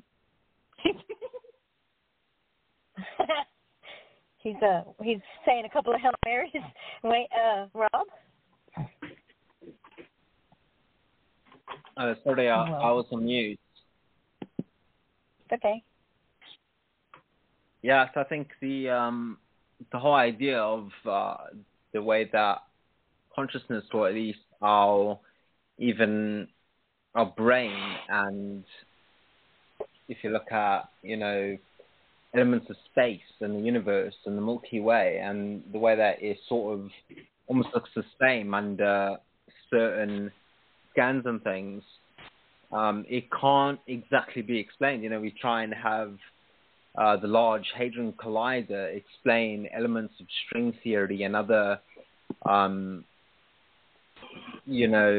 super symmetric theories that we just can't understand, that exist in the cosmos and things outside there in relation to splitting atoms and all the rest, Higgs boson theories and all that the same thing exists inside of us. It's completely transparent in that view.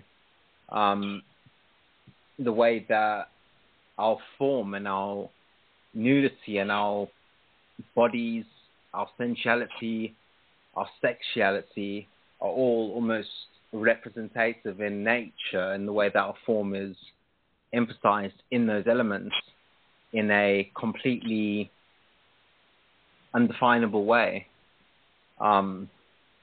It's always such a great way to relate these things in nature, because it's something so unique and something so just completely indefinable by anything that we can put onto sort of mathematical equations and theories. Some of it, string theory, for example, it still can't really explain. I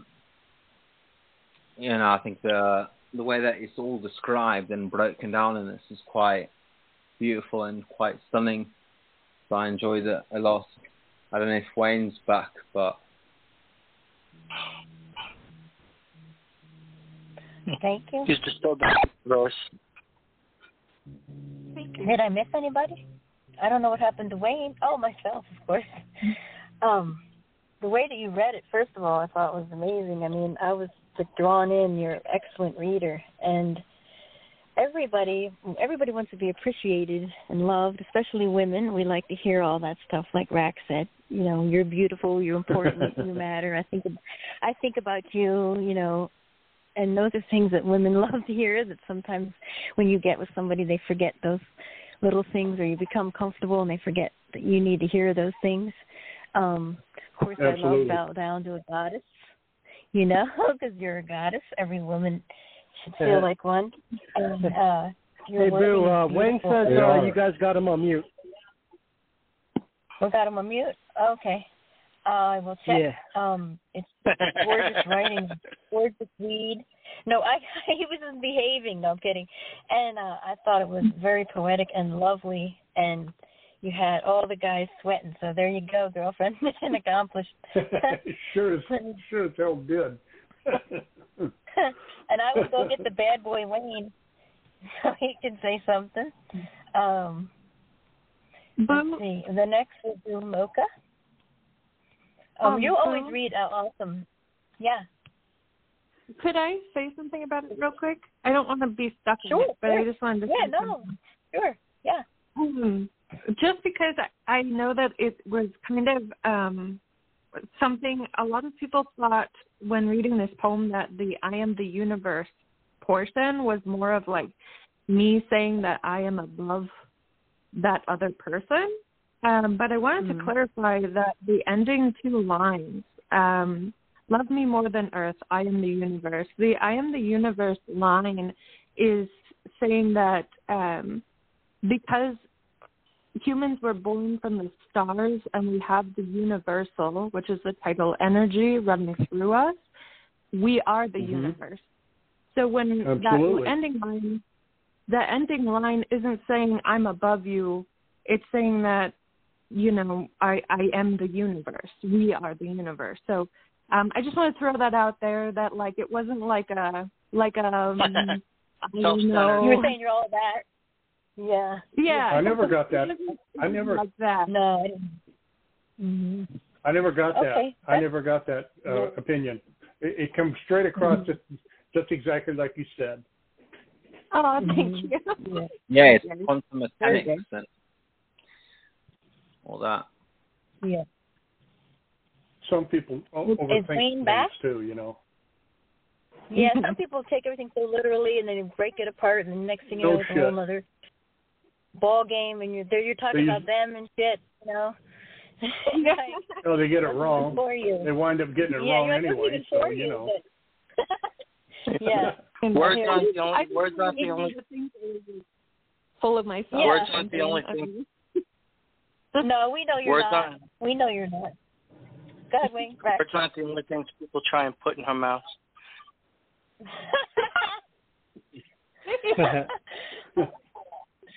Yeah, Boo. Wayne's saying that Wayne said he accidentally hung up when he was talking or taking it off mute, and you need to take him back off mute or pick him up.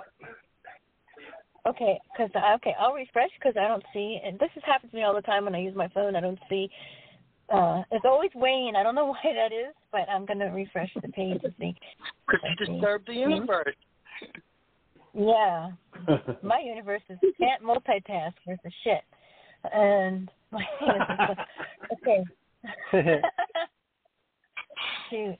Okay, so Silky, you want to read yours while I try to fix this, and then we'll do Mocha. Yeah, sure. Sure, we can do mine. Mine's kind of dark, so I might bring everybody down. But here we go. If I can go find it real quick. Sure, yeah, thank you so much. So, and I don't see Wayne. This is ridiculous. Let's see. I was going to write for a prompt, but I got like totally sucked into another group and do rap battles for the past couple of days, so that was my excuse. But this one fits. Yes, I'm here. Go ahead. Go ahead. I'm so sorry, Silky. Do you want to comment for Casey and Silky? I'm sorry. Sorry, let's get Wayne going. I'll comment real quick. Okay, go ahead. Because I wasn't as polite as everybody else, I don't think. But I thought it was great. I thought it was sensual. It made me feel a lot better about the universe. And I love the way the universe come down, and the way she swallowed the Milky Way is erotic and made me nervous. And you are the one. You are the one. That was a great poem. I loved it. Thanks, Wayne. Double entendre. Yeah. Okay, Silk. Go ahead, Silky. Yeah, I picked this one. I think it goes really well with that Hal is being alone quote. So here we go. This one's drifting through twilight in a decaying satellite. Where is the silver spark, that thread of ethereal jade? These unforged moments always seem a dream when I gaze upon oblivion creeping over the horizon. Its obsidian breath haunts the edges of a dying universe as the circle winds down. Can you hear the final text? Why did you shatter the eon crystals where I watched the years dance into the next? The images are corrupted, and no bodies remain to house them. And I still remember your face like a ghost in the data pad. It never changed with your voice, though you were a pretty piece of software. Now, the mirror wanes to black static, and I have waxed into a ravaging silence, eating away at my imprinted sentience, left with nothing to ponder. But when will darkness fall and wipe the last pieces of humanity away? Bum. Wow. Wow. Technology and sensual. There can't get much better. There you go. I agree. Casey, you want to start? Yeah. Sorry, I wasn't sure if you said my name or not, but yes.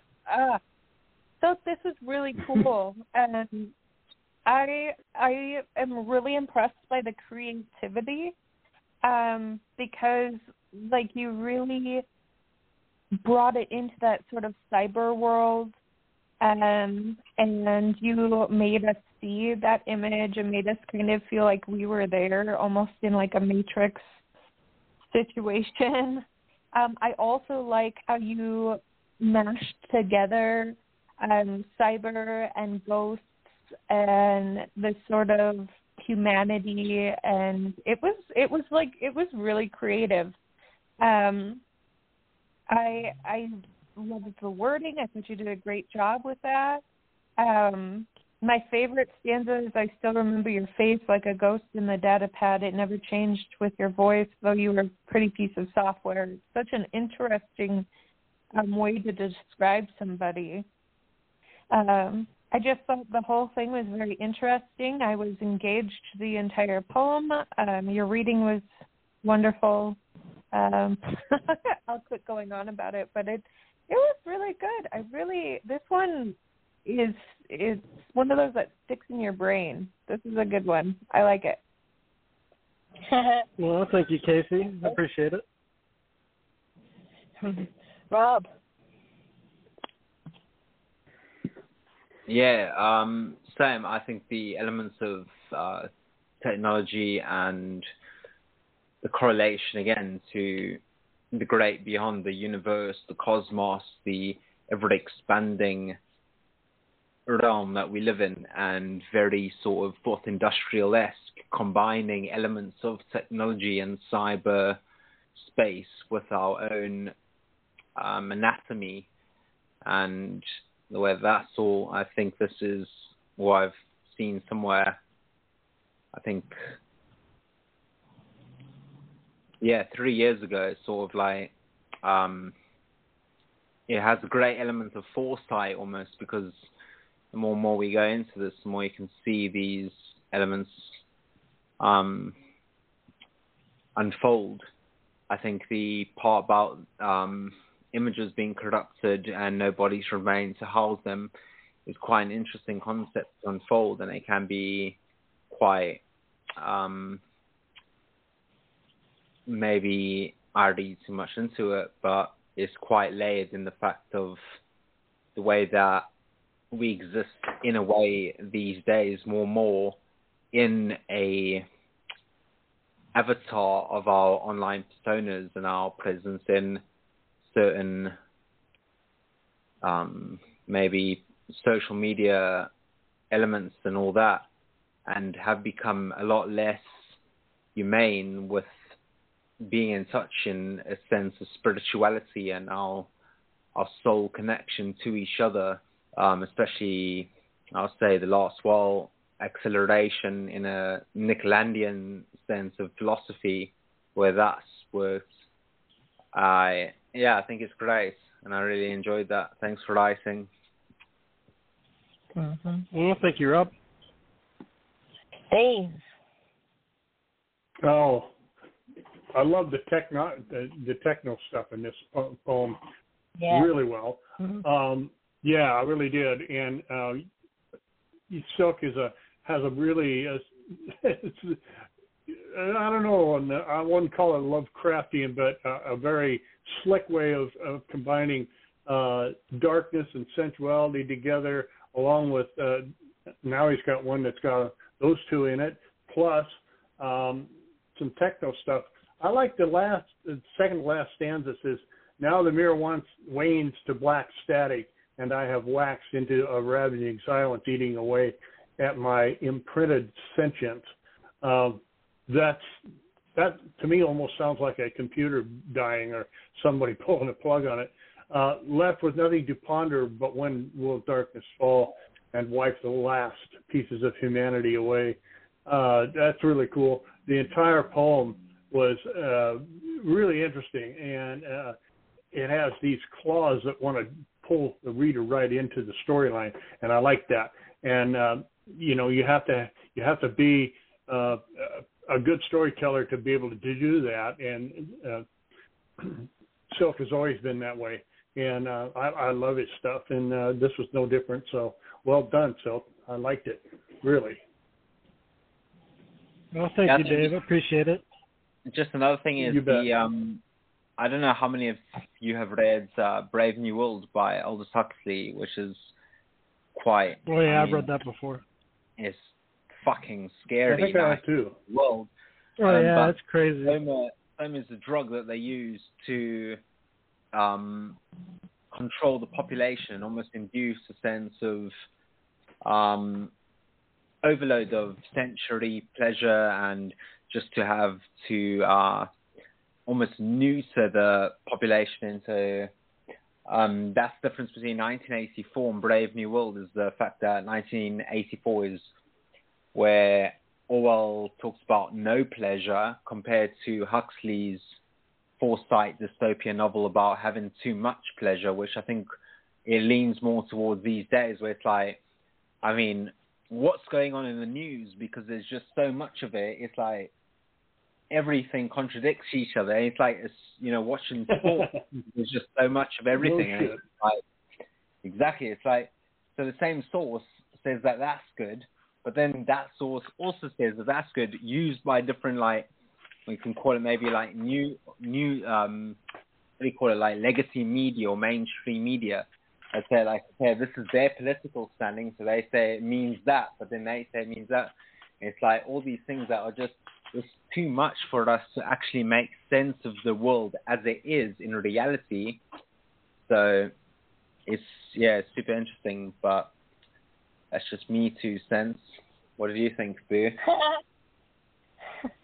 I was going to ask Wayne. Sorry. Yes, I'll come in. Mm-hmm. I think it's dark and a little strange. It's kind of like you wipe away the last piece of humanity, and but I'll never look at my broadband like that again. It's you saw her face like a ghost in a data pad. Wow, and nothing wrong with thinking software. It's pretty. I was spelling it with my mouse. It's a great job, and it's kind of a dark poem, and I like the way you tied everything together. Great job, Silk. Well, thank you, Wayne. Anytime you mix technology and sensuality, you got me there, Silk. You know. Sex. That's fine. Sex or whatever. You know, it's fascinating. It's almost like sci-fi vibe too. It has a real sci-fi vibe, and your wording and the technical parts of it, I think, are awesome. And the stuff in the data pad just tripped me out. I just think of how that would be. It's really creative. Your hormones, your wording. I mean, and maybe your hormones, but are just fantastic here. I love this. Did you read this one before? I think I might have heard. I loved it then. I loved it now. Awesome job. And thank you, Boo. Let's see. You're welcome. Next, we're going to do Mocha. That's also quite I got the audio ready. Like hormones, but not with an H, with the silent W in it, like hormones. Yeah. Do you have Mochas ready? Yeah, I can put on. The sound. Yeah, I'll do it. That's why I didn't want to move from this spot. I'm going through the messages now. I see Mocha was saying free Wayne. You can say hashtag. We got Brittany free, didn't we? So we can get Wayne free as well. We got everyone free these days. Free me. Okay. I just thought of Wayne. It always happens to you. For some reason, it's always you that gets stuck in the shuffle. I'm not doing it to you on purpose. I never see you. I don't know why that is, but it's nothing personal, my friend. You know. I know you know that, but I don't know why you don't show up unless you have a secret little thing there. Okay, I'm waiting for it to refresh now. For Mocha, I left it on the same spot, so it wouldn't move, and now there you go. It's coming up. Good job, Silk. Beautiful read too, by the way. Thank you, Boo. Okay, you're welcome. Next, we got Mocha. If I can see it here. Okay, here we go. Ready.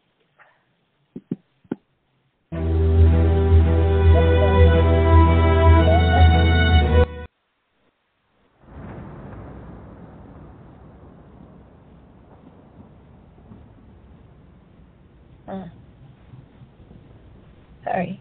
Oh, she's on hold. I'm on hold. Sorry. Beneath papered walls. A society. Oh my God. What the hell? There you go. Sorry. It should be starting. Since it's playing, I don't know why I don't hear it. There we go.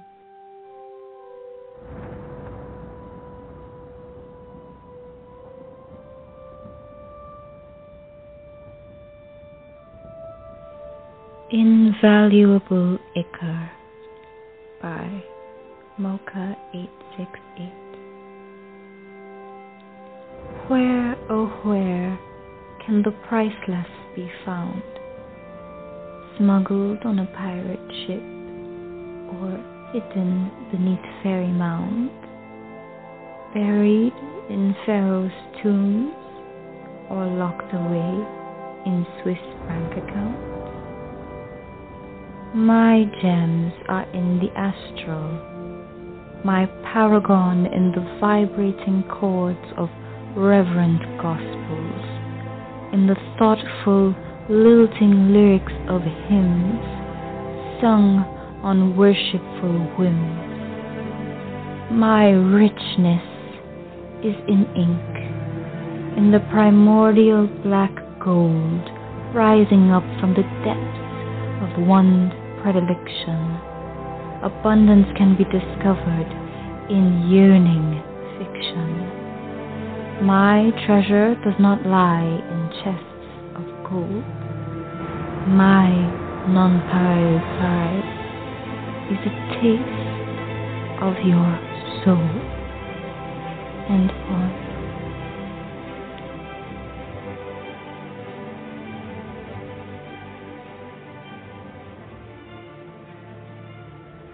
I think it's Sensual Saturday up in here. We're a day early. Dave.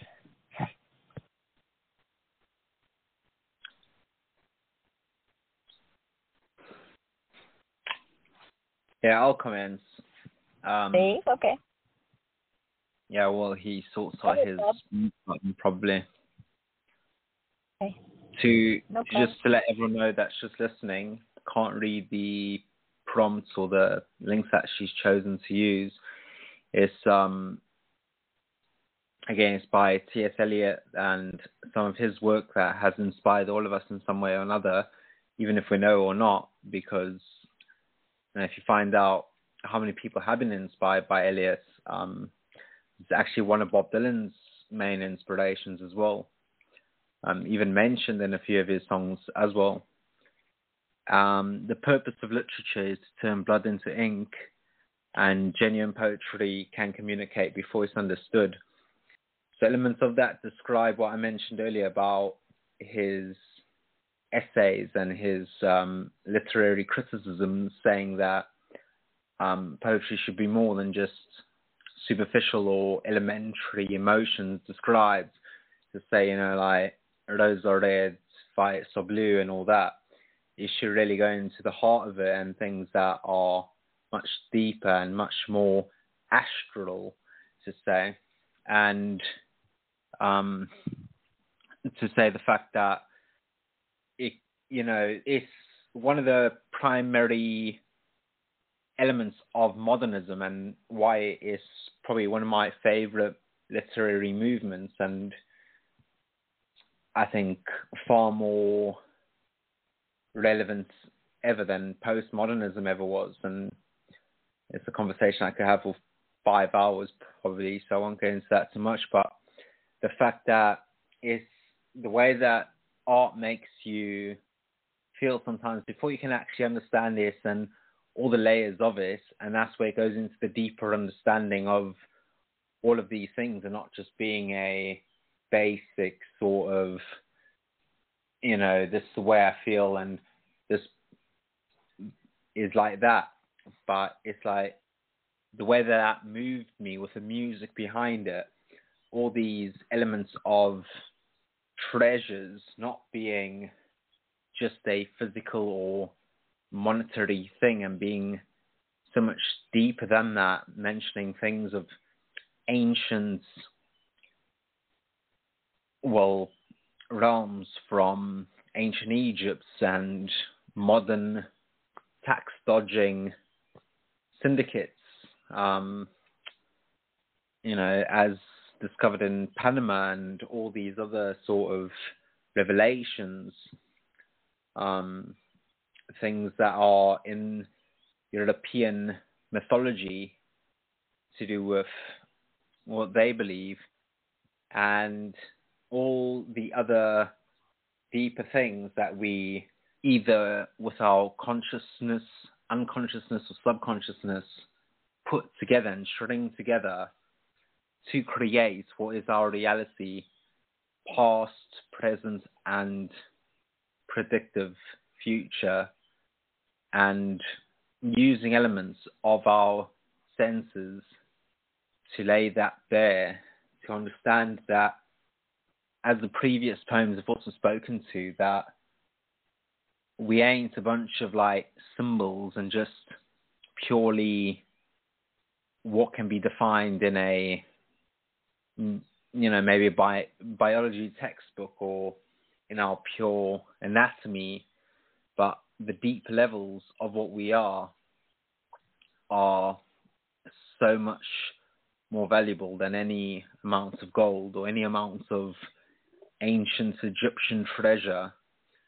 What's inside of us, our spirit, our soul, what maybe the Greeks would call our daemon, and which will inspire the elements of having a muse that works through us and not being completely related to the physical compounds of our being, is something that can't quite be defined. That's why we fall in love with certain people. That's why we feel attracted to certain parts of people's being, is that it's indefinable quantities of our existence that are so much deeper than the physical realm. I think this exactly speaks to that. You know, it's like turning the blood, what's inside of us, our DNA, something so individual to our being, into ink, what we write, what we put out there in our art and in our craft and the way that we lay it out. So I think that was quite fantastic. Thanks for writing that, Mocha 868. Dave, are you back? What did you think? Ground Control to Major Tom.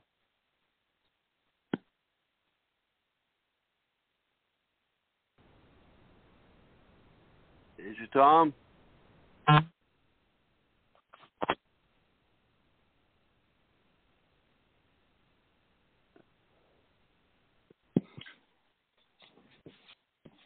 Is Wayne with us? Is someone there to comment? Because I can comment. It's Casey. Yeah, go for it, Casey. What did you think? I loved this, Mocha. I thought you did so good. I agree with everything Rob said. In fact, it's hard to follow Rob's comment because a lot of things that I wanted to talk about he's already discussed. But it's just beautiful. I love the music kind of adds to it, but that's the thing. It doesn't take away from the poem. It adds to it. And I think that's really important because a lot of times, you know, those extra things can almost be a distraction. But in your poem, it really adds to it. And it adds to the quotes that you chose as well. I agree with what Rob said. Let me see here. That the purpose of literature, or the second one, the genuine poetry can communicate before it's understood. What he said about the emotional understanding of a poem before maybe your brain really grasps onto it. And I think with the way that you came about writing this poem and presenting this poem, you packed in a lot of emotion before the words even really, you know, hit the brain, which is really cool. Other than that, I did want to talk about just how you brought us on a journey. I love that you started out with where can the priceless be found? Because boom, there we are. We're already on this journey with you. You take us to pirate ships and fairy mounds and pharaoh tombs. You take us all over the world in all of these mythical places that we grew up hearing about. And then you take us into the astral, and you take us into spiritual places. So it's just really beautiful in that aspect that you took us on this journey with you to find this treasure, right? And in the end, the treasure being not something to be found, but something that lies within you, or that is as primordial as black ink. And I love that you kind of referenced that too, because poetry has been used for centuries as a way to describe the human experience. And so it all ties together so beautifully. And then the end with my non-parallel prize is The Taste of Your Soul. I think that is just gorgeous. So it's almost kind of putting it back into somebody, back into the reader, and making them realize that at the end of the journey, it's them. And I'm floored. I'm flabbergasted. I loved it. There's so much to it, but I'm not going to go on because we could go on forever with this one.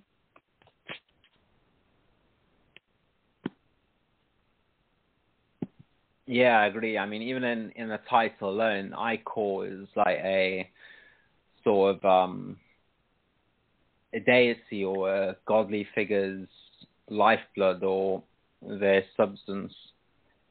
And that is exactly also, again, speaks to the prompt. So I don't know who else is still there or here. Just say your name. Me, I'm here. Yeah, yeah. What do you think? Me, Rob. It's Raz. How you doing, brother? Oh, hey, Raz. How you doing, man? Yeah, I'll give a comment real quick. Raz. I thought. Sorry about that, Raz. I thought this is. Yeah, I thought this at once now. I'll comment real quick. I thought this was a beautiful piece. I thought it was full of passion and beauty, and it had a romanticism about it too. And I loved the kind of that it had a few different meanings. I think you could take from here, like the title to Invaluable Ichor. And yeah, I do gotta say that picture really messed me up too for a minute there. I just I had to take a couple looks at that and figure out what was going on here, because I was like, damn, someone's gonna get in trouble with Kevin. But no, I love the very beginning of this too. Like Casey said, how she started out with that first line about where can the prices be found, but then smuggled on a pirate ship. I thought she was talking about me for a minute here, and but no. I loved. But what I really enjoyed about this was this stanza: "My gems are in the astral, my paragon in the vibrating chords of reverent gospels, in the thoughtful, lilting lyrics of hymns sung on worshipful limbs." That was a beautiful piece or stanza all on its own, and I loved how this both was. To me, it was sensual, and it was also talking about deeper about poetry too. I think she was saying. Making or talking about sensuality, but also about how, like down here, my treasure doesn't lie in chests of gold. My non-parallel prize is a taste of your soul. I read that as both maybe a sensual line, and also talking about writing is there is because writing is always a piece of one's soul, and you can always touch someone else. With writing that way, you might touch a piece of their soul, and that's how I kind of took it. I really enjoyed it. Yeah, great comments, and I agree. I think the elements of like Greek philosophy, even back in them times, talking about poetics as a complete art form, in a metaphysical way, and then it almost took a few centuries after that to get back to the depth of what it was. Always amazes me how, with a limited education and all that would have been available, that just from observing the universe and what was around them, the natural elements, that they were able to extract so much. And yeah, in terms of the picture, as a few people have mentioned, there's no censorship here. It's open, completely fine. We usually do a disclaimer because, it's not our views, so we're not getting in trouble for that. And that's what we do with our fingers. We flip through the pages and we flick through the chapters. So, what do you think, Raz? How you doing, Raz? Nice to Hi, Raz. see Sorry, you. Raz. I heard everything you all are saying here about this poem, and I realized the context clue at the beginning was the Ichor, and that's a fluid of which the ancient Egyptians would try and preserve the soul when it was mummified or mortified into the acts of burial. And so what I'm reading in the poem is transfusion of the soul upon death could be what Moshe is trying to express within the context of all this beautifully written metaphor.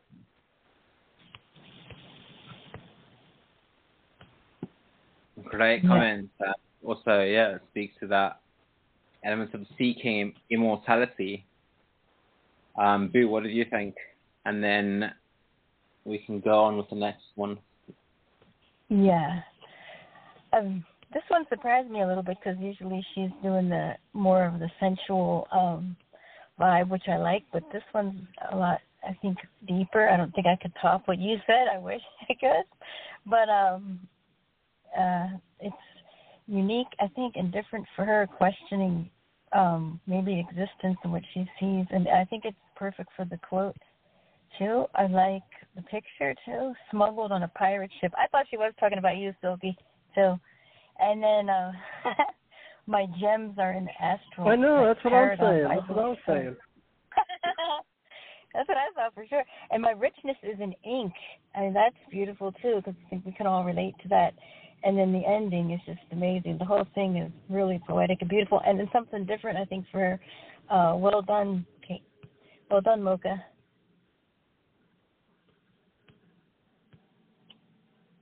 And yeah, I think I'll do mine. That's cool. Let me fix my light. Okay. You see it, Rob? Yes. Yeah, I got it. You got, I think it's on the board, okay. isn't it? Yeah. I didn't put it on the list. I forgot. Okay, this is called Lament for a Poet. This is a broken song to sing, a bleak melody to ponder. The aching loneliness bears wounds not healing any longer. Tune flows like streams of blood, lyrics sharp and somber. Emotional turbulence creates waves that pound harder. Teardrop of a mighty flood have now trickled to a river. Feet treading through the layers of mud, in their falling fear they quiver. The prayer and mourning in the security that he refused to give her. Busted song caressing ears as his touch chills and make her shiver. Impassioned pleas enough to make the earth quake. This very ground she walks upon rumbles with a tragic ache. Beyond the light angles sleep, and the sweat of two meet. Dissolve the pain, and within the rain the soft tremor of two hearts beat. A storm has passed tonight, lovers shall not repent. Sing beneath blue of a lover that she will resent. A lullaby to make her tremble deep beneath his twisted torment. He could not hear wails of a poet's painful lament. End poem.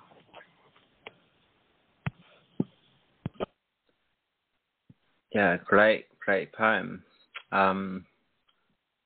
Poetry about poetry is always great.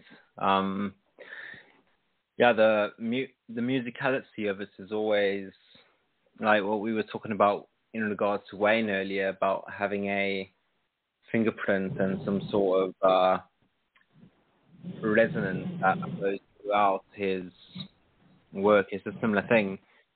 I was listening to some music by, I can't think of his first name. I think it's something like Ivo Alexander or something, some Russian pianist the other day. It's like a prodigy, quite fantastic pianist. And I'm thinking about it while I was listening to what he was playing. It had a similar sort of rhythmic flow to what I would think about. It almost like made me think about what you write, because it had that similar sort of cadence and just flow to it. Again, like all the elements of natural phenomenon and elements of nature, be it fluid, be it solid, be it all the realms of land, earth, and air, are mentioned and related to what, you have the ocean, you have mud, you have mountains and quakes and all that, to what happens within us. And again, like, I think it can't be overstated, the elements of our souls. That's what I said originally with even Jaskaran's poem, and what I always find so fascinating with, and quite an interesting thing as well. And I don't want to talk too long because I know we haven't got too much time left, and we've got a few more poems to do.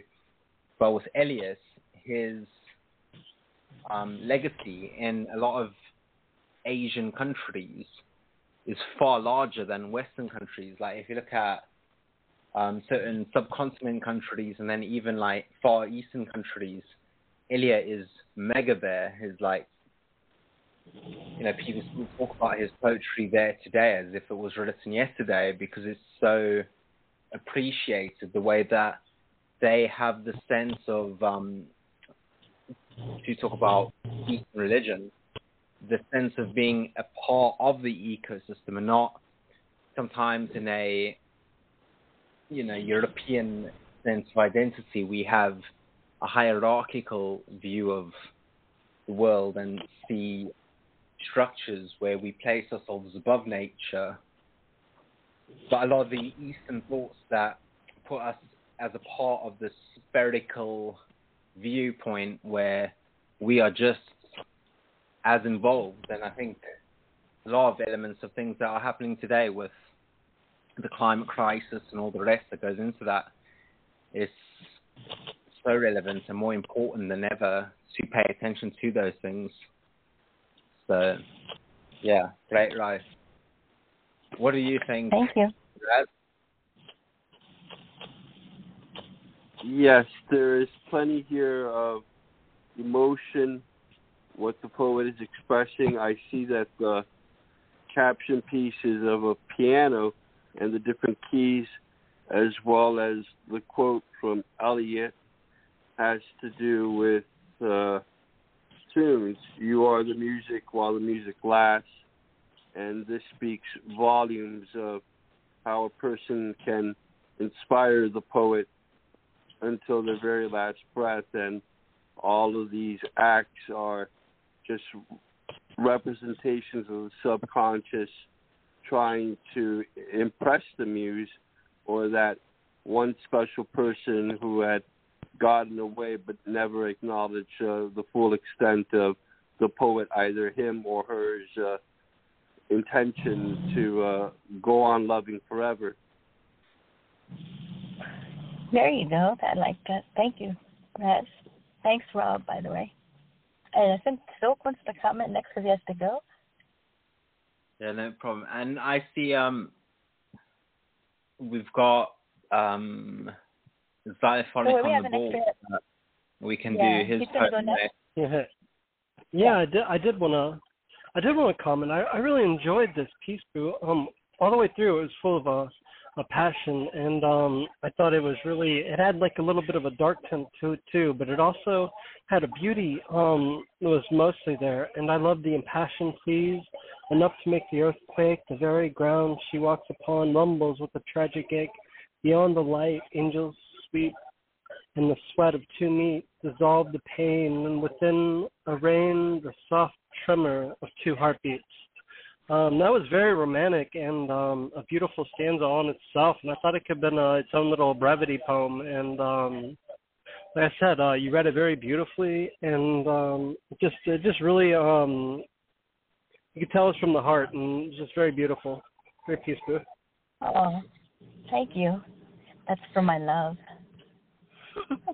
I kind of figured. Yeah, you can. Yes, we've got 12 minutes left for those that are listening in, but I think we can still do about 45 minutes or something, I think. I'm not sure. Yeah, we can do extra time. So those that call in, they can listen in. Otherwise, you can listen to it afterwards. We'll obviously drop the link and all that. But yeah, those that haven't called in, Xylophonic and I don't know what's it, Quaylon or whatever it is. Yeah. Sorry if I'm mispronouncing the name, but we can do those two next because I know that they haven't called in and they listen in. Yeah, sorry, Casey. You think I had a poem, but you locked the topic folder. I do have the link. Okay. I sent the instant message to Boo. Yeah, I got it. It's okay. We're going to do you too, Raz. Don't worry. We got extra 40 minutes, so it's cool. I think Casey's just last. That's all. And I'll get through. Oh, yeah. If I can comment, I don't have to, though, if we need to hurry. Yeah, no, it's okay. We have time, 45 minutes extra we got. So we're going to make everybody. Well, not everybody, but yeah, you're okay. Okay. I just wanted to comment on yours, Boo. I thought it was really beautiful. I love the first stanza really took me. How you talked about music and being able to be like bleeding, cutting, that sort of thing. it felt like it was something that, like sometimes, sorry, now I wanted to comment and now I can't get my words together, but sometimes, like, when something happens that's really shitty, we can't get rid of it unless we put it into something, So I think that you probably do that with music, and reading this poem makes me think that somebody really let you down and it tormented you, and so you put it into a song so that it wouldn't torment you anymore. And so I think that's really beautiful, and I really related to this poem, and I enjoyed it. Oh, thank you so much. Yeah, I thought, Silk, you were going to say it sounds like a rap. Thank you, everybody. Gonna be there until the music lasts. And yeah, unfortunately, I do have to run. Sorry, Boo. Rob, a great show, guys. I had a great time. Yeah, great poetry, everyone. And lots of love. Good night, everybody. Good night. Cheers. Thanks. Bye. Yeah. Have a good weekend. Okay. So yeah, I think what's it, Quailon or what? I thought you wanted to do Blue next. Xylophonic Blue, because he's been waiting. Oh yeah. So Sorry, let's do that. Yeah. So, okay, my dear, you grab the poem and I'll grab the SoundCloud. I don't understand. In America, it's quite late, isn't it? Over here, it's already 5:05 in the morning. So. Yeah, late for you. Sorry. I'm always up, so it doesn't really matter. So Xylophonic, let's see. I should have been doing that already. Thanks, Casey, for your comment, and Raz. Let's see. Don't quit on a good thing until the music's over, baby. There you go. Yeah. You know what? Too many people walk away, don't they? Really, not many people have much commitment anymore. I'm looking for it. It's supposed to be in alphabetical order, but too many quitters. What's the name of the poem, Rob? It's called Lost in Words, Collaboration. Does he have a SoundCloud? I think he does have a SoundCloud. Okay, Lost in. Okay, sorry. I bet you it's the first one. I don't see it. Okay. Well, while I'm doing this, I was going to say tomorrow, Linda, at 10 o'clock, by the way. And you guys know you all have a poem about love, the good and the bad. I think this is it. That's at 10. I think this might be it. I don't see it here, though. Okay, I'm so sorry, but I'll try this one. Universal. No. Oh, that's me. That's Casey. Yeah, I can't see it. Sorry, this always happens with Blue, too. It's probably, if I can't, it's probably the first one up there, so let me try it. I think it's playing. Wait. Sorry. Or not.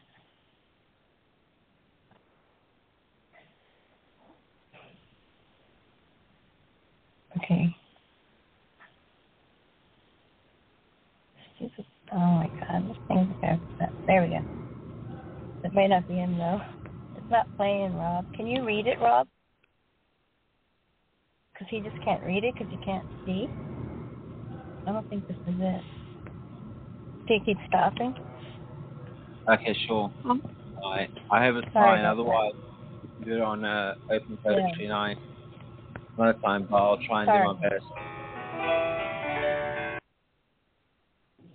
Yeah.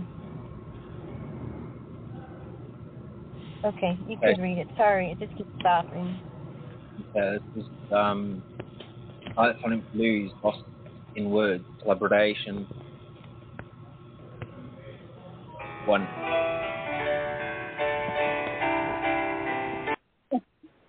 Sorry. Should I read it, or? Yeah, I'm sorry. This thing is, sorry, everybody. Okay, Lost in Words. 1.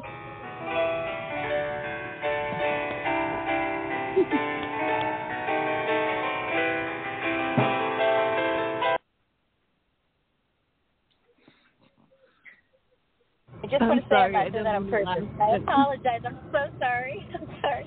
All right, sorry. Go ahead, please.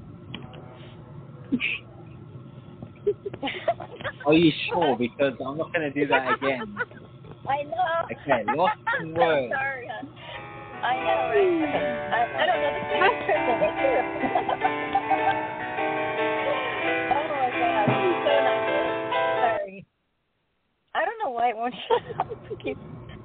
Oh my God, I'm glad you're laughing, Casey. Somebody's got to laugh, you know? All right.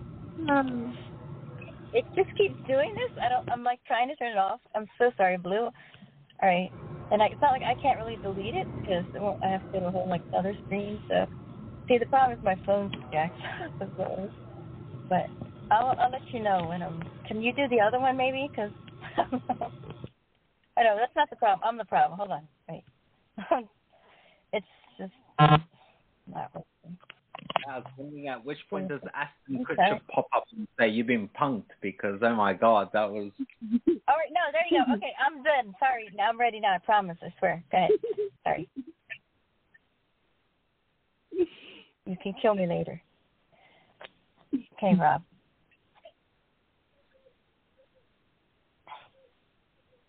Am I reading it or are you playing it? So I'm not sure. I'm lost. Oh, you're reading it. Sorry, you're reading it. Yeah. Sorry.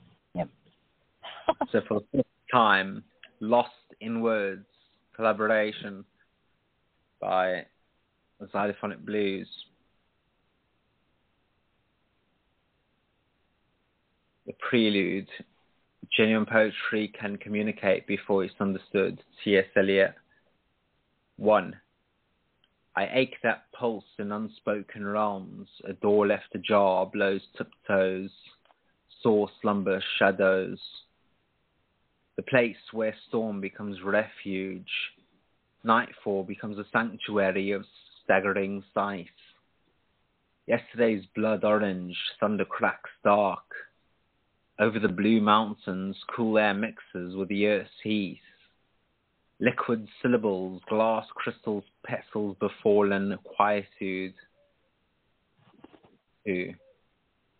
The shape of water echoes, pinnacle perfumes, pepper. A Crayola kaleidoscope of twisted oak. Dawn of autumn kindles footprinted pockets of fractured wings.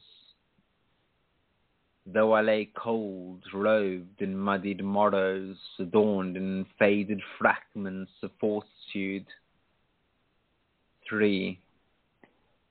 Barefoot porcelain, caught sands, twig-stitched rogues of cherry lipstick, hassened sands, scarves unwrapped gravity, window lands. But breath escapes me, for within chambers of longing lungs, shattered shards of truth splinter the flesh of silence held.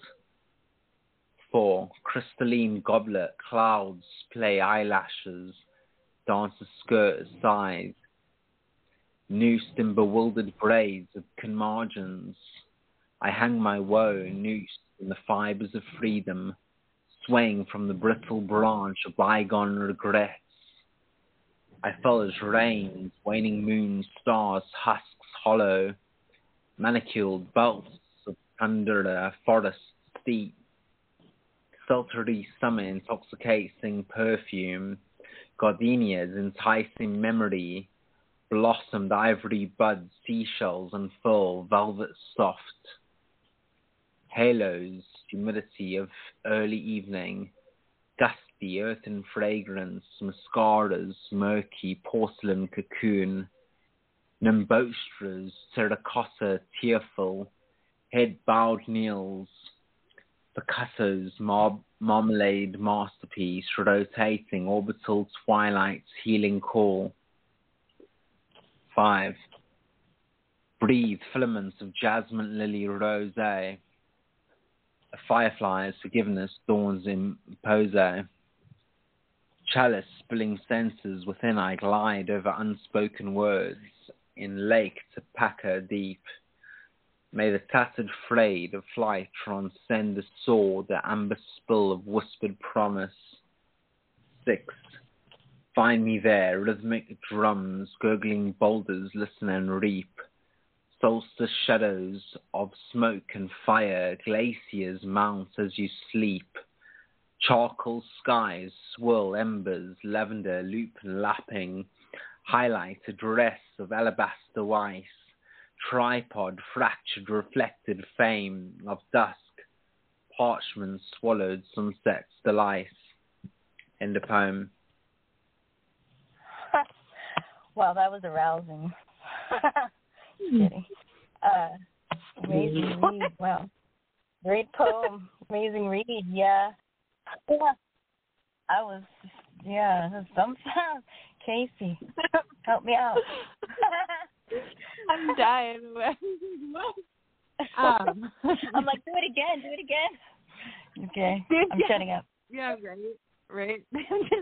No, start again. Let me play the song again. No, sorry. Yeah, right.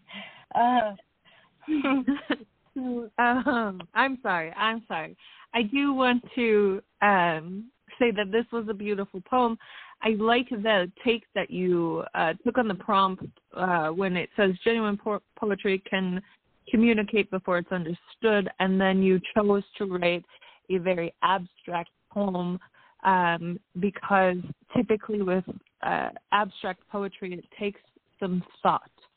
And so I like the route that you took and how you chose to come about your poem.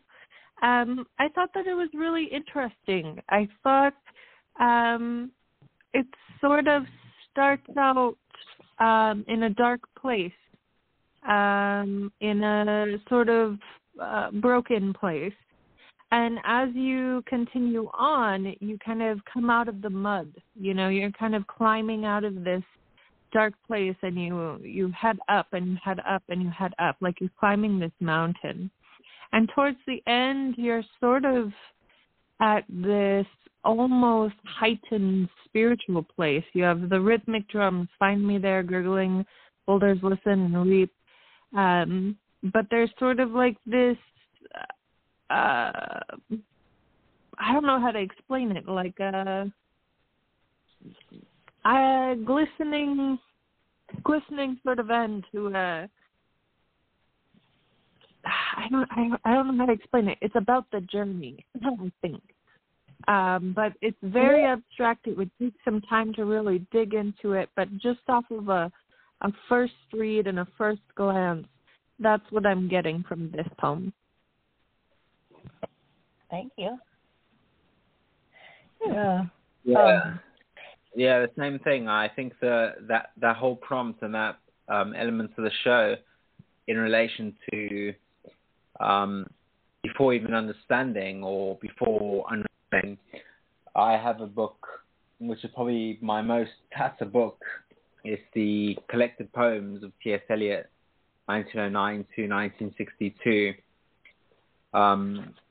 which has probably more of my writing in the book than it does of his own writing, which is quite sad when we're talking about T.S. Eliot, but that's the way it's sort of like all the ways that you can unravel it. But at first glance, when you read through it and you have certain feelings and certain inclinations to emotions based on the metaphors and based on the imagery,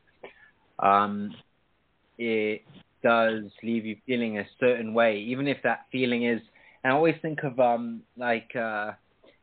it's quite funny because I'd often joke about it a few years ago when at least I was, maybe I would say in school, in high school, in university, about like Rothko paintings and being like, oh, it's just bollocks, isn't it?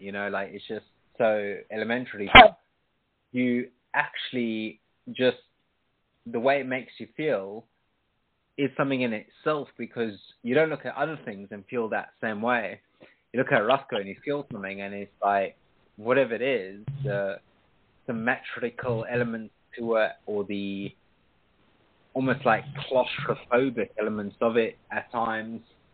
The depth of color, the layers that he would use as well is very interesting. If you've ever really looked at a Rothko, or even just try to understand, that you don't understand, because what is there really to understand? But the way that makes you feel is something in itself, and that's the point of it. It's that it's not about exactly like all of the things that it means to you, because this is also something that I read the other day, even I can't think of it, but it was a artist that wrote, and a lot of artists often write about what poetry is, because again, to refer to like Aristotle and Socrates and Plato, talking about poetics being a larger symbol of art in any sense, even in architecture, whatever it is, that it being the way that you fundamentally are actually interpreting your own reality, and that's all that it is. And the way that other people try to interpret it don't really matter, do it? Because what you've written is what it is to you. But if it can mean something to anybody else, that's the depth, that's the real zeal. That's where it's at.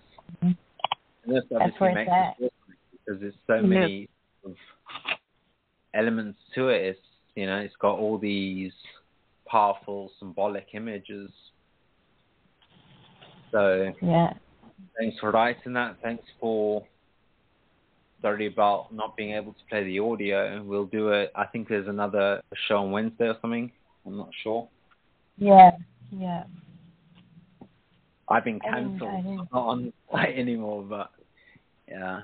No, you know what I'm saying about blue is that like it's pretty much like if you can taste it and smell it and feel it and see it, every fragrance, every color, like he's the man. Not to mention, guaranteed it's a 10. He's the king of the 10. I don't know what's up with that either.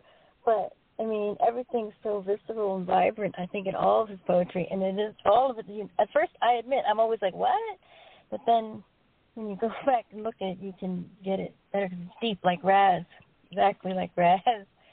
So it's always interesting. And your read was beautiful, too. And so, Raz, I'm going to put you up next. Did you say anything, Raz? Or do you need a comment? Yeah, as usual, like you were saying, this is very colorful and profound language. The structure here, it really is a painter's idea of pouring visualizations into the reader of every last angle to what you have of a type of theoretical time crystal in what's encapsulated by the poet's pens. And so being lost in words, it's a literal definition of what they've done with the poem.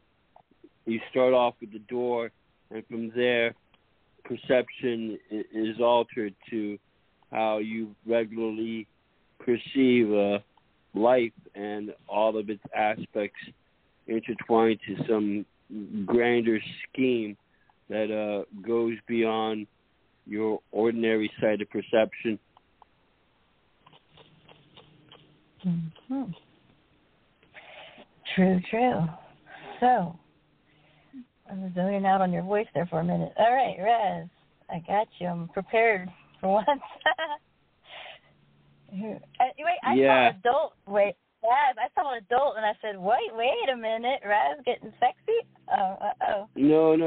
The adult is not there over sexuality, but kind of subliminated message here on politics. I can't use that word very well on this site, so I used adult to compensate for the genre. And I guess the quote here will be from the Hollow Men. This is the way the world ends. This is the way the world ends, not with a bang, but a whimper. World end. World without end. How the whole thing went down. Paul did not have time to show up to the 5 and 9. traffic steady, held in stall. The meteor wormwood collapsed the magnetic sphere that sustained UV radiation from seeping into the matrix portables. The news report repeated political distress of Hong Kong or North Korea or Malaysia or Spain, protesting human rights, which was really that much more normal. Static energy because CERN tried to inflict a particle beam to reduce states of matter tinier than atomic matter, disrupting the tectonic plates into not balancing the Earth's shift from the tethering and tottering, axis polarization that required 360-degree angles. The trajectory of the planet plight further into the nether, the aether vaporized originally in the formation of universal structure. Maggie losing the respirator and the asthma inhaler, deplete and replete of the carbon dioxide. The blotted out revelation's heavenly counterpart. How the whole world ended. I think it was about now. And poem. That's a clever ending. Rob. Okay. Probably on the button. You know, Raz, that's pretty short for you, actually. Even pretty good brevity there. How this whole thing went down, like, that right there gets my attention. Paul did not have time to show up with the 5 and 9. I don't know if you're talking about the Apostle or Paul McCartney or what, but I think it's catchy anyway. No, that's the metaphor for job loss. There was a steady unemployment rate globally. Talk about three, and you get it all in there, from Hong Kong to political distress, human rights. My God, you're like the only one I know that can do that and still make you think and put all the relative things in there and make you wonder at the same time. I would love to pick your brain, Raz. Static energy. Or maybe I wouldn't. No, I'm just kidding. But, yeah, both of you two right now. Put them together. There you go. Have a twins. Rub some over here. The trajectory of the planet played further. And I had a feeling you would pick that quote, too. And because, I don't know, something about you just says strength, because you're always looking for the better cause, I think, and you're always fighting for those who don't pay attention and maybe don't know, and you're kind of teach them along the way. And I think that's awesome. You did a great job, and thanks for coming. Thanks. So I wanted to contribute. This is my favorite Eliot-esque type poem here that I have on my web profile page for the site. So I had something for tonight. Perfect. I started off on the site with this poem, World and World Without End. Oh, this is your first poem? Oh, that's so cute. Fire went down less than 2 months later. Yeah. Yeah, 2 years ago it says. Oh, that's good. Oh, that's cute. That's a special poem. I remember I put my first poem on here. I was like, no one's going to read this. Like, I wish, but were you surprised? I was. But, Casey. I just agree with you on that. Yeah, I remember when I posted my first poem and I was like, well, that was garbage. But, yeah. Now I look at it and I go, that was really garbage. Yeah. But no, I love that you wrote this 2 years ago, because that even to me makes it more powerful, because it's still relevant. It still holds weight. You incorporated things that were really going on in the world, as well as some imagined things that could happen. I think the part that strikes me the most about your poem, though, is how all of these things were going on, but they don't actually matter at all, because when the world ends, it's going to blow up, and nobody's going to give a shit about, going to their day job. Or you drove or nobody's going to give a fuck about human rights when there's an atom bomb going off, So, like, it's important to us now, but, like, when shit hits the fan, it's really not. So I thought that was the most interesting part of your poem. There's different perspectives.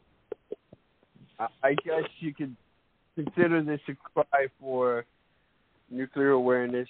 That might also be subliminated in the piece, I agree. But one angle that it has not been researched, which I did mention, was if CERN had been able to tamper with the wrong atom, would it cause a chain reaction that could cause the destruction of the whole planet? All that quantum testing, we don't know much about that. It looks like a plot out of Daniel Brown's Inferno, but, it's possible. Yeah, anything's possible. Hey, Casey, can you imagine going on a date with Raz? You'd have to study. And Rob. I'd be scared. I'd be intimidated. All right. Rob. Yeah, so actually, contrary to that, or opposite to that, I think my first poem on the site was probably my best poem on the site, and it's all gone downhill since.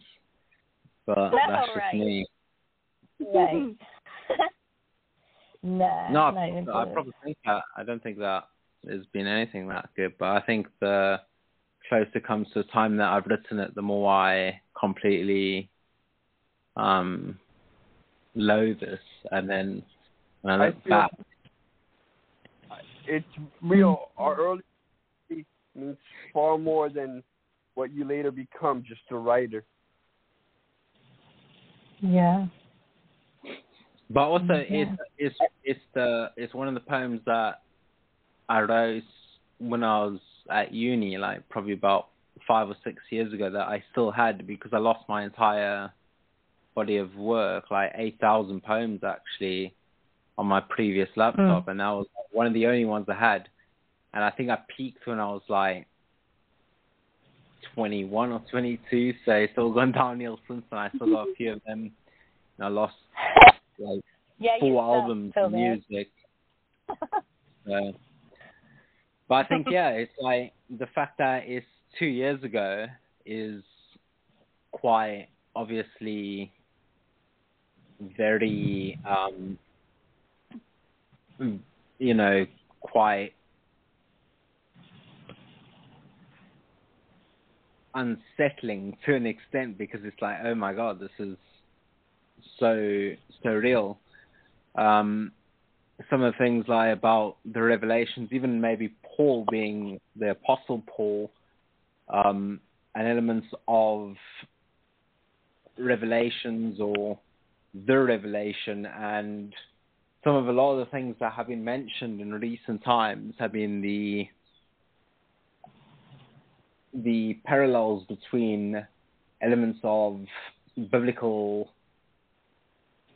chapters and mentions of things that would happen at the end of time, and the way that it's playing out, and not to be like any sort of conspiracy theorist or anything like that, but it's like, well, that's fucking weird, that's coincidental, innit? It's like, that's what the Bible said, so that's a bunch of weird parallels. And this being 2 years ago, it's like, oh wow, didn't you write this yesterday? Like everyone else that wrote for this thing. Again, there was, in fact, here crashed around 2018, and that took out most of the oxygen of the planet. Why there's higher carbon dioxide levels now, but none of it was really played out that anyone heard on the news. And so that's the mention of world without end. Yeah. Yeah. Did you see actually what Elon Musk did the other day? I think he's offering $100 million to find the solution to absorbing all the carbon dioxide or taking it out of the atmosphere. But also, I would think, nonetheless, if this was some kind of end world scenario, of course, what we're suffering is that much more surreal. I agree with you there. But at the same time, when it comes to the elements of climate change and all that, this is also, again, it's saying that we could just spend the next 2 hours talking about, and even beyond that, because while greater minds than mine have been doing it for decades and still haven't found any real tangible answers. The way to look at it, in my opinion, and my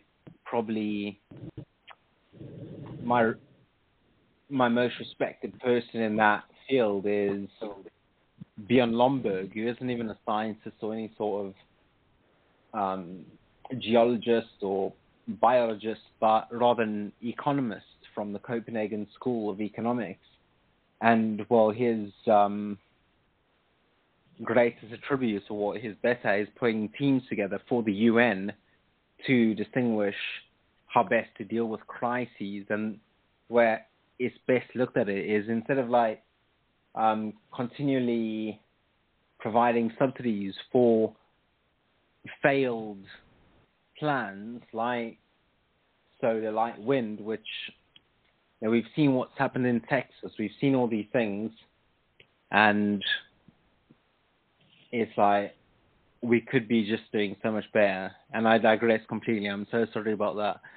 Yeah, I think the poem, That's like okay. we've all said, one of the best things about these sort of poems, the fact that we're talking about its relevance right now in this minute, in 2 years later, and how it could have been written 5 minutes ago, is always a testament to it. You know, you see, like the other day, what's happening in Hong Kong, what's happening in North Korea. By the way, that video that they released from the army is fucking mental, isn't it? Like people running through bricks with their head first. Insane. Yeah. Like, that was, yeah. I couldn't believe it So, either. I mean, like, whoa. that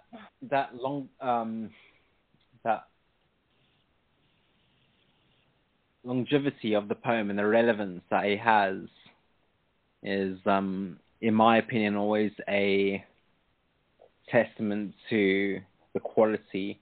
And that's why I think that a lot of, as I mentioned earlier, Eliot's poems still resonate so much with Asian countries, because a lot of them still feel many of the things that he was talking about, and many of the things that he was talking about were because of the First World War and coming out of that, and what he was thinking about our morality and the state of play.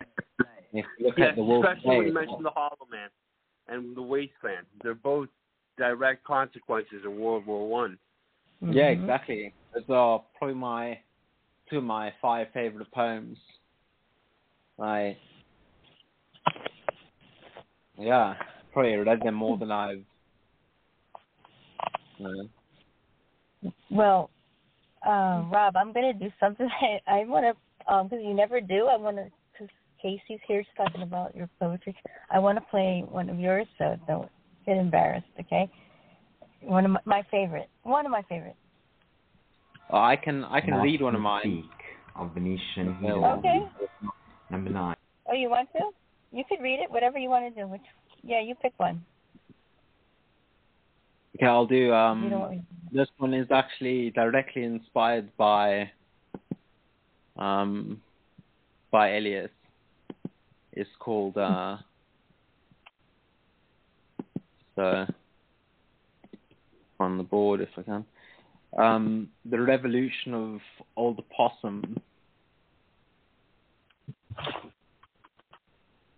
Il Migliore Fabbro. From the streets of Dublin, the hordes rejoice, as Odysseus waxes lyrical with colloquial finesse, his golden tongue spitting fire, steamrolling a jargon wagon on stairway rails from tube to paper. Live stream of consciousness flows from depths below, bellowing out of shadows, an intoxicating wave breaking the surf on black peaks of spiked stone keys typed in gonzo. Aristotle stood firm at the pulpit in his symposium, while his quill-penned poetics preaching the genius of metaphor metaphysics. Embryonic parcel tongue waving a wand in wizardry, from ink fountains bursting on parchment, delivering the gift of ribbon-wrapped eloquence. unbuttoned rolling flow in fluid monologue, skipping ropes of jazz speak, unedited, unfiltered rivers where rough diamonds are crowned kings. Standing on one leg, inspect in the heart the past fold, growing arachnid telescopes, and digging in every anatomical tract to extract the distilled essence. Musical motif, shining constellation of text tessellation, lyrical relief, binding formation to flex evocation, vineyard winding to jump cut scenes, fermenting fruit, ripe for the picking, inducing intoxication, laced reading, sliced and spliced, a chalice of spice, blinking, weaving, overflowing. Goddard's lens zooms, blooming in District Cloud 9, rolling balls of raw nervous energy, shaking from screen to belly, and cuts, magician of illusion, pulling Shakespeare out of his hat, peeping from leaves of grass, and waltz multitude of class, join the dots and fill in the blank to a spectacle for spectators wearing spectacles, who open their cans of interpretation, worming out of ransacking the sack, and chain the shackles of form, abandoning umbrellas for free-falling snowflakes. From Greek theatres, staging Freud's favourite plays to a trek with a scarecrow, a Tin Man and Dorothy's pet lion, the hard to swallow jagged little pill pulls the wool over hollow eyes. The lowest form of wit, the highest form of intelligence, the wild wit king rose wearing a fab fur coat. Jigsaw piece of the trivium with 5 cannons pulled into auspices aimed at the poets while unfolding inner turmoil and cleaning out the cobwebs in the closet of self. The only thing worth writing about is the human heart in conflict with itself. End poem. And you don't have to comment. I don't want to hear the comments. Oh, too bad, Mister. No, Casey. What do you think, sister? I was going to say, no, I thought it was... asleep. Oh. I was so relaxed. You know, it was just beautiful read. No, I thought it was gorgeous. I always think that your poetry is very smart, and there's a lot of references throughout here that talks about language and text as an art, and just poetics, and it has a lot of I don't know how to explain that, references to language being artistic. And what I really found interesting, I guess, was that it's, to me, obviously this is my interpretation, but to me it's sort of about not having structure, and that structure almost kills the artisticness of what is being created. And you have kind of this piece in here where it's like a director filming a movie and then they cut. And then you flip over to like the people watching, right? So it's kind of like the creator, right? The director, the runner of the show. They put on this thing for everybody else to see, and that could be a metaphor for like we put on our show, right? We put on our face, we go on our social media and put up our best pictures, you know what I mean? Yeah, right. But you're the director, right? And this is your show and you're putting it on, and if you constrain language by putting it into boxes and following rules and doing those things, then you lose the real beauty of it. And I think that's kind of the part where you talk of unchain the shackles of form, abandoning umbrellas for free-falling snowflakes. Anyway, that's what I got. And the ending, the only thing worth writing about is the human heart in conflict with itself, because I think that's our experience, and it's constantly in conflict. And if it wasn't, life would be a lot less interesting. Mm-hmm. And that's the truth. Thank you. Yeah, that's the best part. I didn't write it. That was actually William Faulkner from his speech at the Nobel banquet for his prize in literature. So, yeah, I nicked that. So, and anyway, that's the Eliot quote, isn't it? It's that you can take art, but only if you make it better. Otherwise, he was the one that said, all art is stolen. So.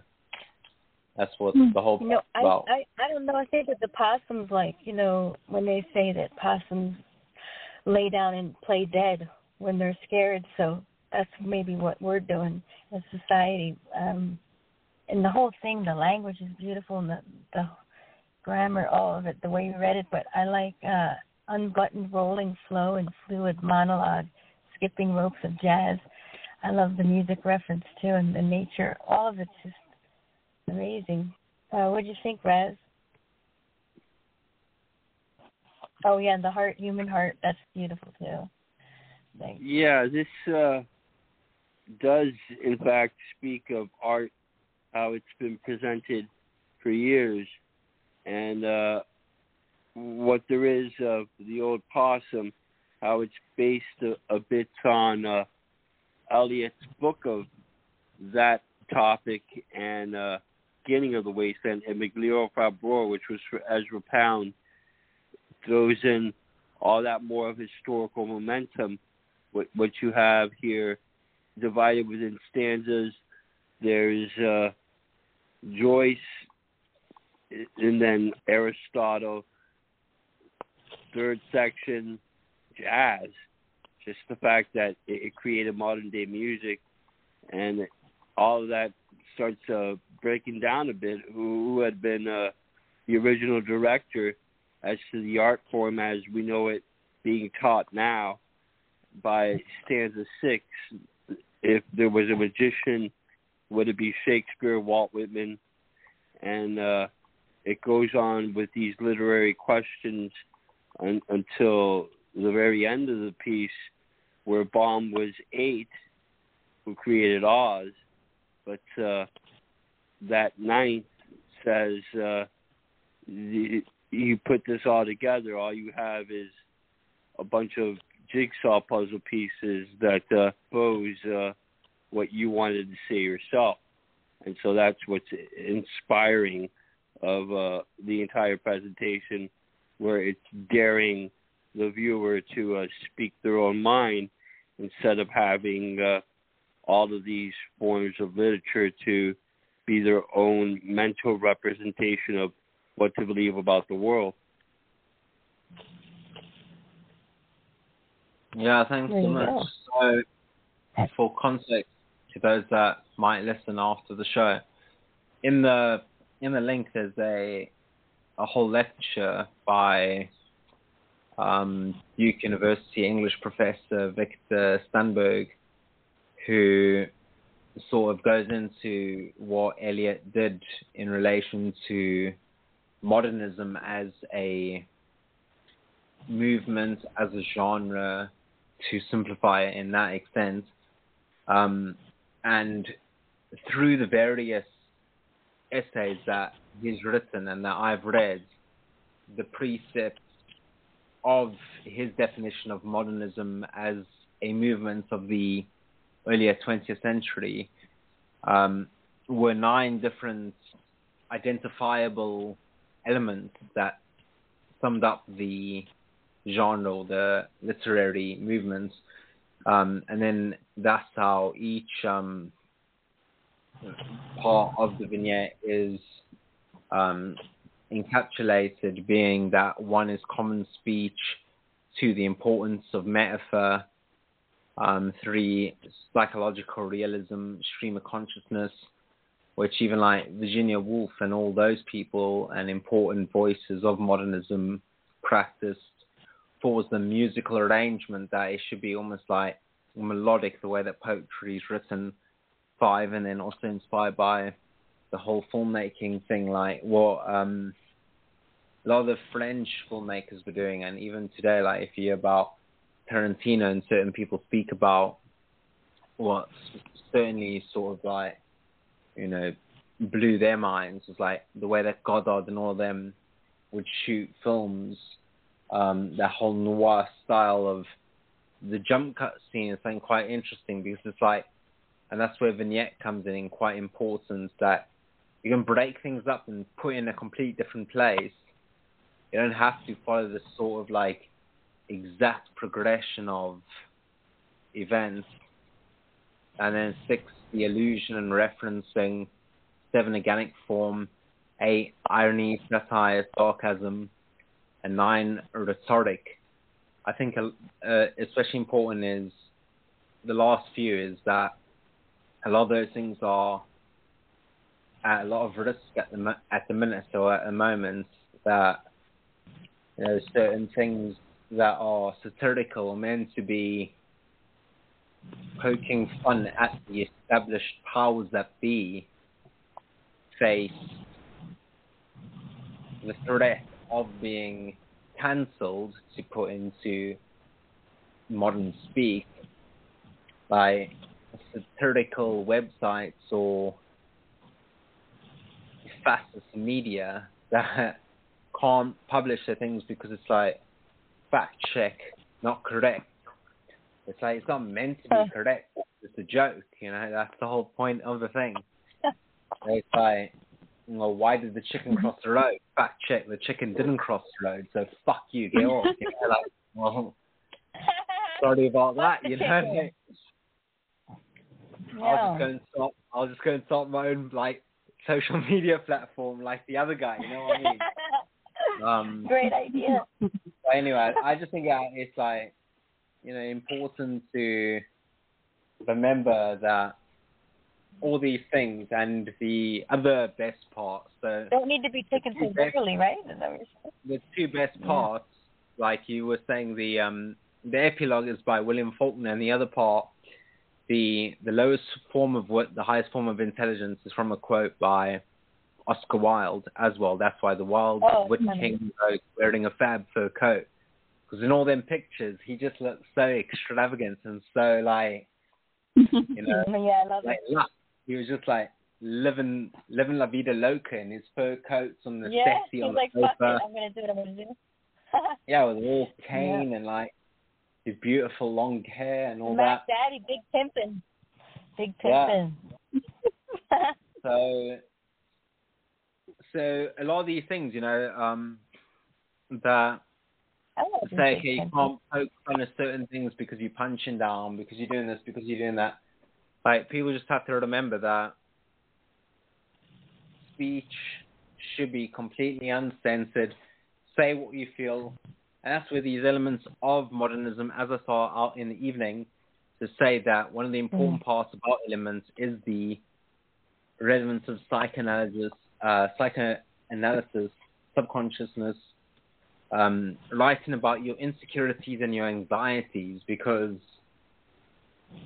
none of us are above those things, and we should be completely open to expressing these things. That, you know, as soon as you start to filter speech or to make it what other people think and what other people want to hear, Agreed. That's not what this art is, because it should be, one, what's truth to you, the way that other people interpret it is their experience of it. But I think that those are the real truths, and yeah. What if you're doing your art alone? If you're doing your art and you're doing it yourself. Look at Alanis Morissette's album, which, funny enough, when I was in high school, I was walking home, and I had to walk probably about 3 miles from my school home, and a shortcut was walking through. I lived in the winelands in Cape Town, South Africa, and one of the shortcuts was walking through a vineyard, and I found the literal CD, not in a cover, the like CD-ROM lying in the mud. And I was like, well, I had about 5 CDs at the time, and that's all the music I had. You know, I didn't have like an iPod or anything. We only just got those in South Africa, so you know what I mean? Like, we get in there. You're a bit behind.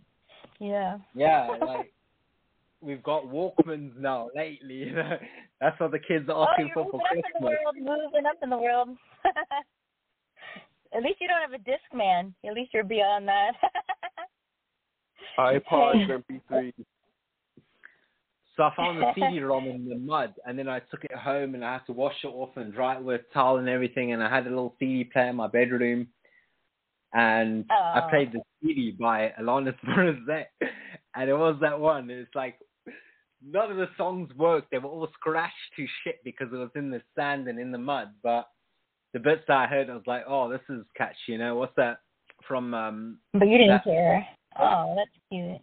Isn't it ironic, that whole song about... so that's the part about it. That's the little sort of joke in it. It's the irony in that, it's, you know, the hard-to-swallow, jagged little pill is the irony to pull the wool over hollow eyes. Just let everybody be themselves. Open your eyes. One of the funny things I saw today was a headline about the American soccer team playing against England, and it said USA wins 1-1 because the score was 1-1, but the headline was USA wins. And I thought that's a great analogy for the political situation, that maybe we everybody gets a trophy. This one is better than that one, so we win. Where I lived, Rob, on the radio. That's bullshit anyway. Everybody gets a trophy. Like every single freaking day when I was a kid. I know. It's so. I think that whole thing's so lame. Like, Miami, Florida, yeah. Man, I've heard everybody gets a trophy. Everybody wins. Everyone thinks that Florida is the best place in America at the moment. Yeah. That's what I'm being told. Florida and Texas. They're like, you want to go, because like the people that I speak to, they're like, yeah, if you go to America, you need to go to Florida, you need to go to Texas. You know, like, all the other places, places that you see in the movies, New York. Where are you going? Well, I heard that Orange County's open now. They just got rid of the oil spills, so it's good. Cool. The beach is open again. I need to work on my plan, get some B. So there you go. But anyway, California's perfect for that. For joining us. I'm sure everyone wants to get going. It's quite late. I know, we have to. I can't find Q's poem is the problem. No surprise there, but I don't even know the name. I don't know if it's in here, but I mean, she's been waiting a long time, so if you guys don't mind, just like one more, if you guys want to stick around. Yeah. We're also gonna play it Wednesday too on our house, so first, so she can get listened to. But you know, we had a lot of poems today. We really only had 14, then all of a sudden we had 24. So, and there's like 13 SoundCloud. It took forever too. But anyway, do you know the name of her poem, Rob? It's Dark Alley in the Old Sacramento. Dark Alley. Well, that sounds fun. Let's see. Those Frisco days.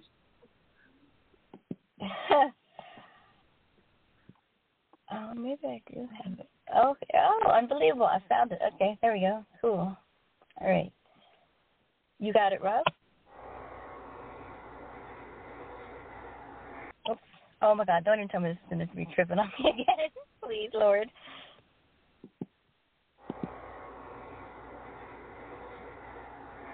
Dark Alley in the Old Sacramento. Okay, sorry. I'm honestly not doing this. I don't know what's the deal, but... Dark Alley in the Old Sacramento. Look, see? I'm not even touching it. She's stopping. I don't know why that is. I don't know if it's me or... Dark Alley in the Old Sacramento. The sunlight melted away. I can sense beasts lurking and ready to slay. It wasn't me, the after. It was my frightened mind, fragile heart, and no fighter. My mom said demons ain't real, but all her life she's holding a candle of her own vigil. My young innocent self wonder if I've seen one. None of blood-curdling, distorted, hellish face, but I've seen human. Amen. A typical normal man. There I saw, bending his obedience, faithfully negligent of right, excruciatingly warped in denial of the truth in plain sight. He falls on his knees and gave you this kiss, right into my mother's married lips. I was there when God delivered his judgment from the dark alley of the old Sacramento entrapment. And hell, will they perish in Christ? Justice made a monster out of the typical man, but how did I come out as a fallen, tormented one?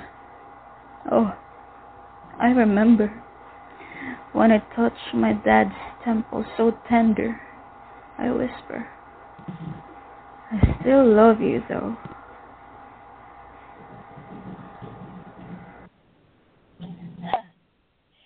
You know, every time I hear her read, like, I don't even know how to describe it. It's sort of like, you know, the old, like, movie stars, and she was kind of like, like, she was that, like, timid, like, shy, almost cartoon type. And I don't mean that in a rude way. I don't know if you guys know what I'm saying or talking about, but it's like you can't help but listen because she's just, you don't know if she's fucking with you or she's going to kick your ass or what. You know?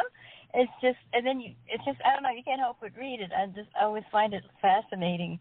And the way she looks at things is so different. I don't know if it's the cultural thing or not, but that, to me, is entertaining.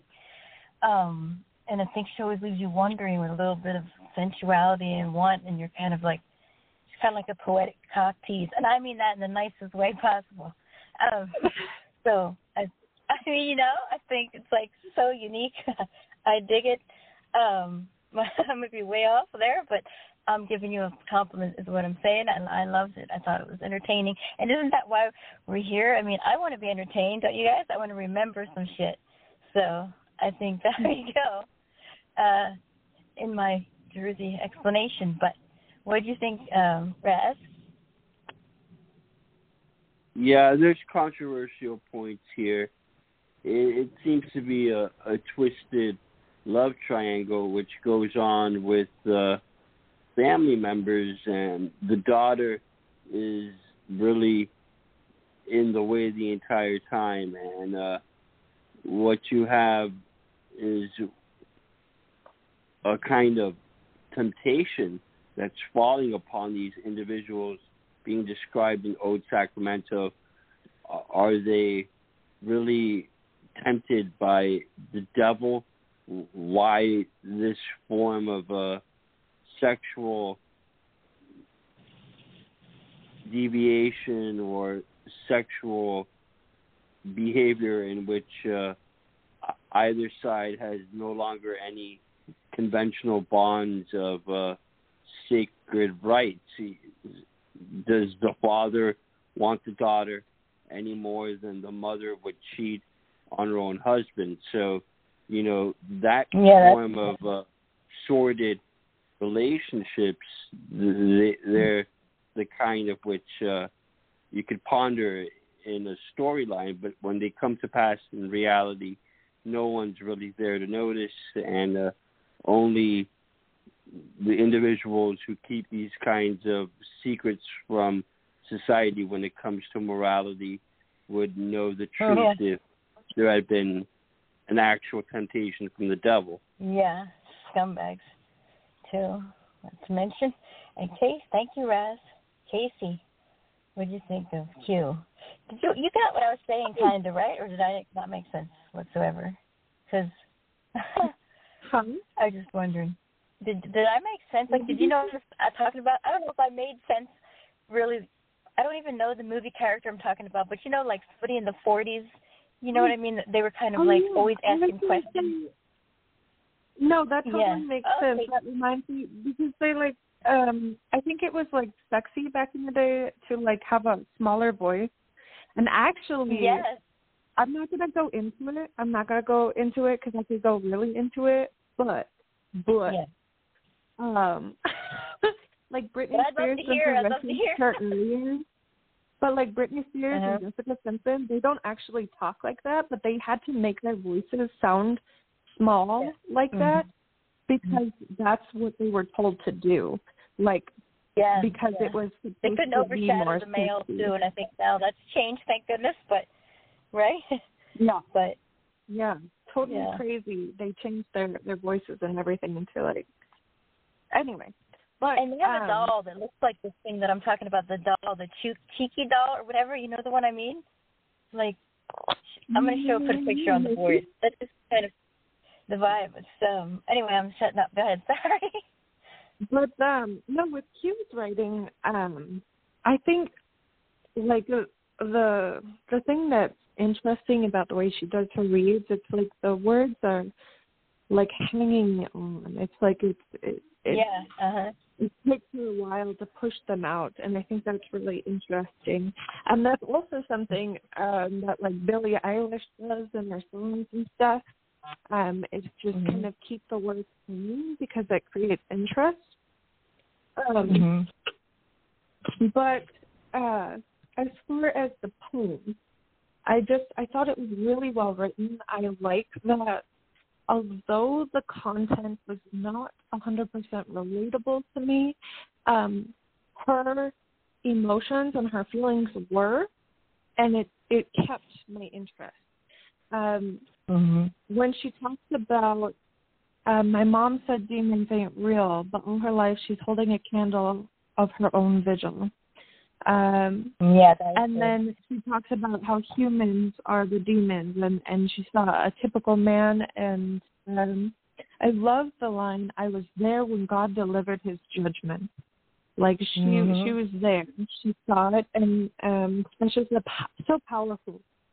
I really loved it. Well, I really loved it. I thought it was good. I thought she was powerful in this. There is a sense of sensuality, but I think there's because in other cultures, not America, in other places, the father figure is a really big deal. The father is typically the head of the household.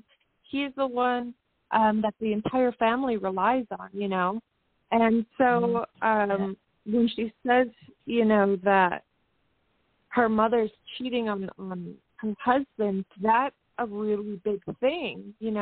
That is a lot bigger. It's more than just cheating on your husband. That's like a sin. That you're going straight to fucking hell. Because you, no shit. Pretty much you're signing death warrant. It's a big fucking deal. So, except I thought that we do it in Alaska and Wyoming. Shit. Oh Lord. It's and it's sort of the voice I think does a lot for her. You can't. It's just intriguing, And you're right. You're just hanging on every word. You're almost is she gonna say something else or what? It just I don't know. I think it's pretty cool. Did you comment, Raz? Yeah. Overall, what you see here, there's a message that is like Frisco. It's like beatnik literature. What they meant originally, Kerouac, Ginsberg, all of their lives were just sexually fucked. You had Jack Kerouac at one point being in love with Neil Cassidy, Allen Ginsberg at another point really only remembering having relations with him instead of other men. So it's as naked as it comes. The overall tone right here with Frisco. There you go, Raz. And Rob was taking a break. I don't know if he's back, but he needed a little break there. So I think the rest we have to carry over. I'm back. Oh, you're back? Did you want to say something about Q? Yeah, sure. Yeah, sorry about that. I had a wee. So a few things. I thought that it was like Thanks for telling us. I had a few things that saying about the whole voice thing and Britney Spears and that.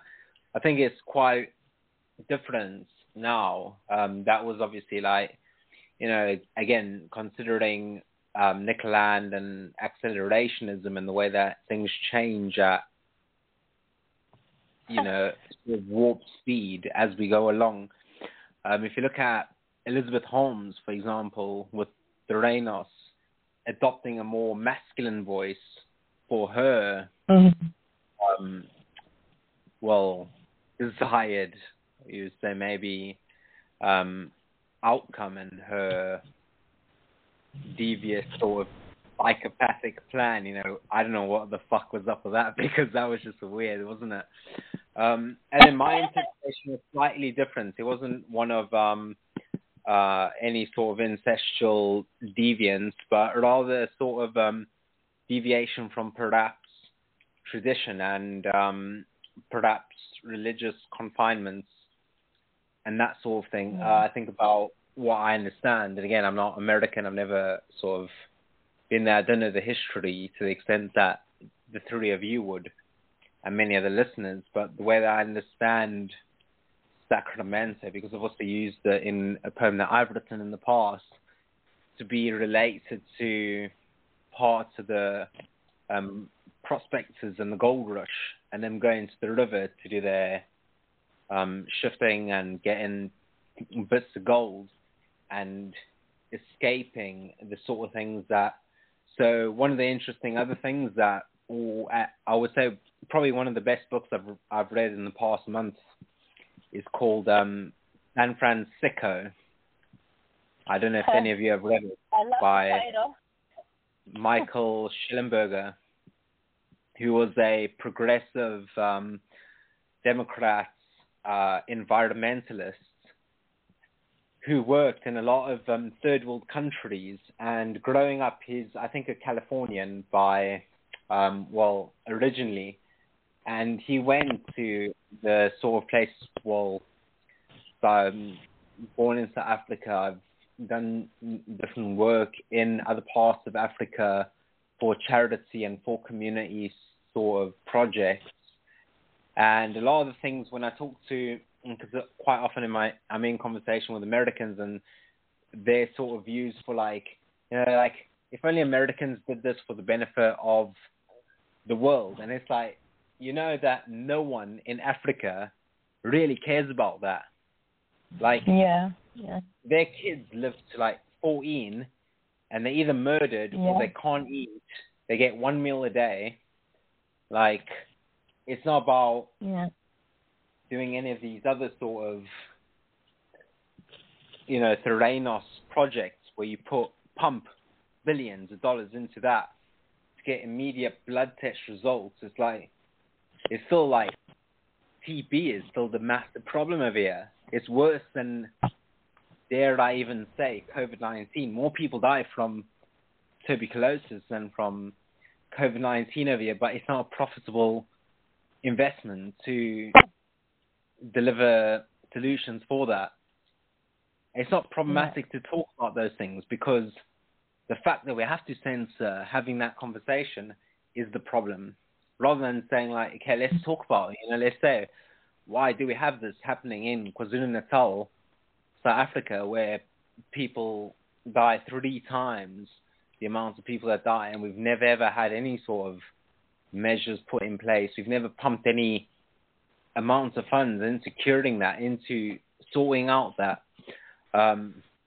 Again, completely digress. The fact that I had a sense of diverting from back to the original example from San Francisco and the writer Michael Schellenberger, that he would go to these places where people would work in the sweatshops actually in Asia and talk to them about their experience and say, how shit is this? Don't you just want to escape?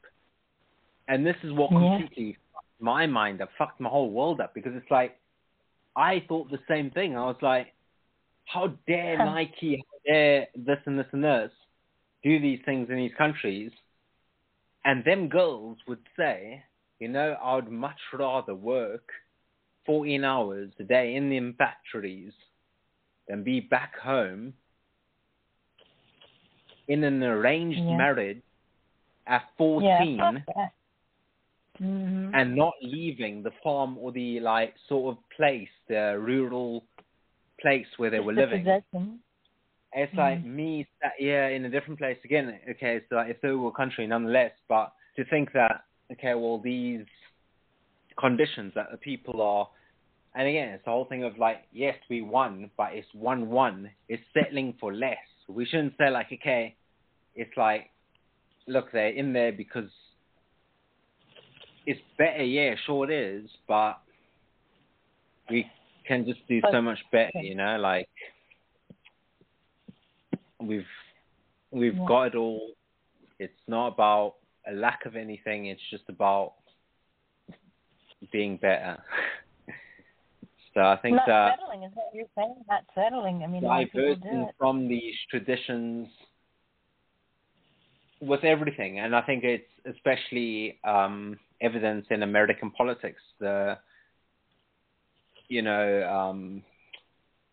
whole sort of, you go and die on the mountain for a certain belief or certain precedents that I'm either this or I'm either that, and you have to accept the whole embodiment of that movement. I'm either blue, I'm either red, and everything that goes with that. It's okay, well, it's not as bad as the last guy because you don't do them tweets, you don't do this, you don't do that.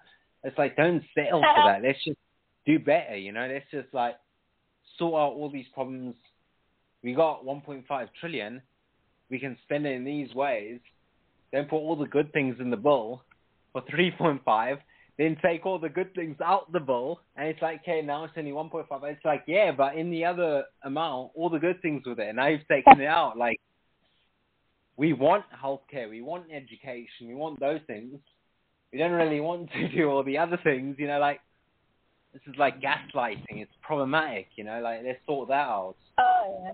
The same way, let's not settle for the scraps of gold on the Sacramento banks. Let's go and get the whole brick, you know what I mean? Let's get this bread and let's do better. So I'm down. Let's do it. I feel like lighting a flame now. I'm all pumped up. Really? I like it. Let's get crazy. It's getting late. Briscoe misses her hero. I'm behind you. Kerouac. Yeah, I'm with you. Hey, you guys want to do? No, are we done? Want to do a speed round? We should do a speed round. Yeah, I think not settling is the main thing you're getting at, right? Why just settle for the bare minimum mediocre when you can have more of it? A lot of cultures, that's all they know. And you're saying they'd rather be at work. Hey, they'd rather be at work than getting their ass beat. They'd rather be at work than being disrespected and treated like shit, right?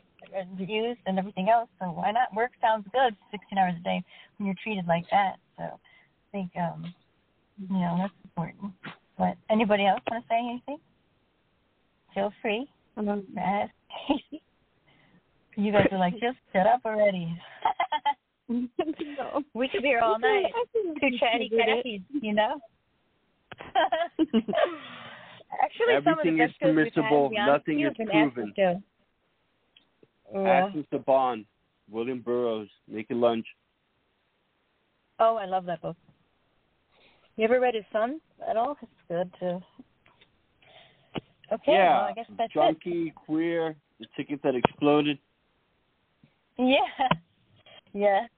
What hell? I think is a great writer. I like some of his older books better. But anyway, tomorrow I just want to say is Linda. Well, not that anybody's listening now, but hey, and that's at 10 tomorrow with Linda, and she's the highs and lows of love. So you guys all know you have a poem on love. You're not a poet if you don't, or heartbreak, right? That's at 10, and then open poetry is Sunday at 9.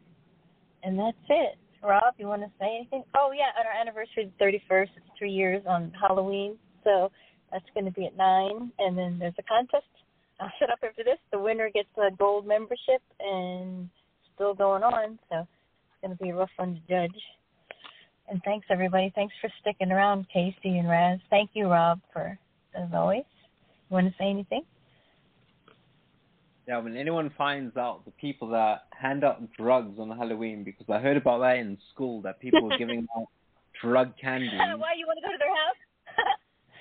Well, yeah, because it's like, who in their right minds are handing out drugs at the fucking prices that we have to experience? You know, it's like, in school you hear that everyone's just handing out drugs left and right. It's like, you know, I don't eat for 7 days because I have to buy medication. It's like, just help us out, you know. Can't go knock on someone's door and say trick or treat to get some medication. And I can't even get drugs no more.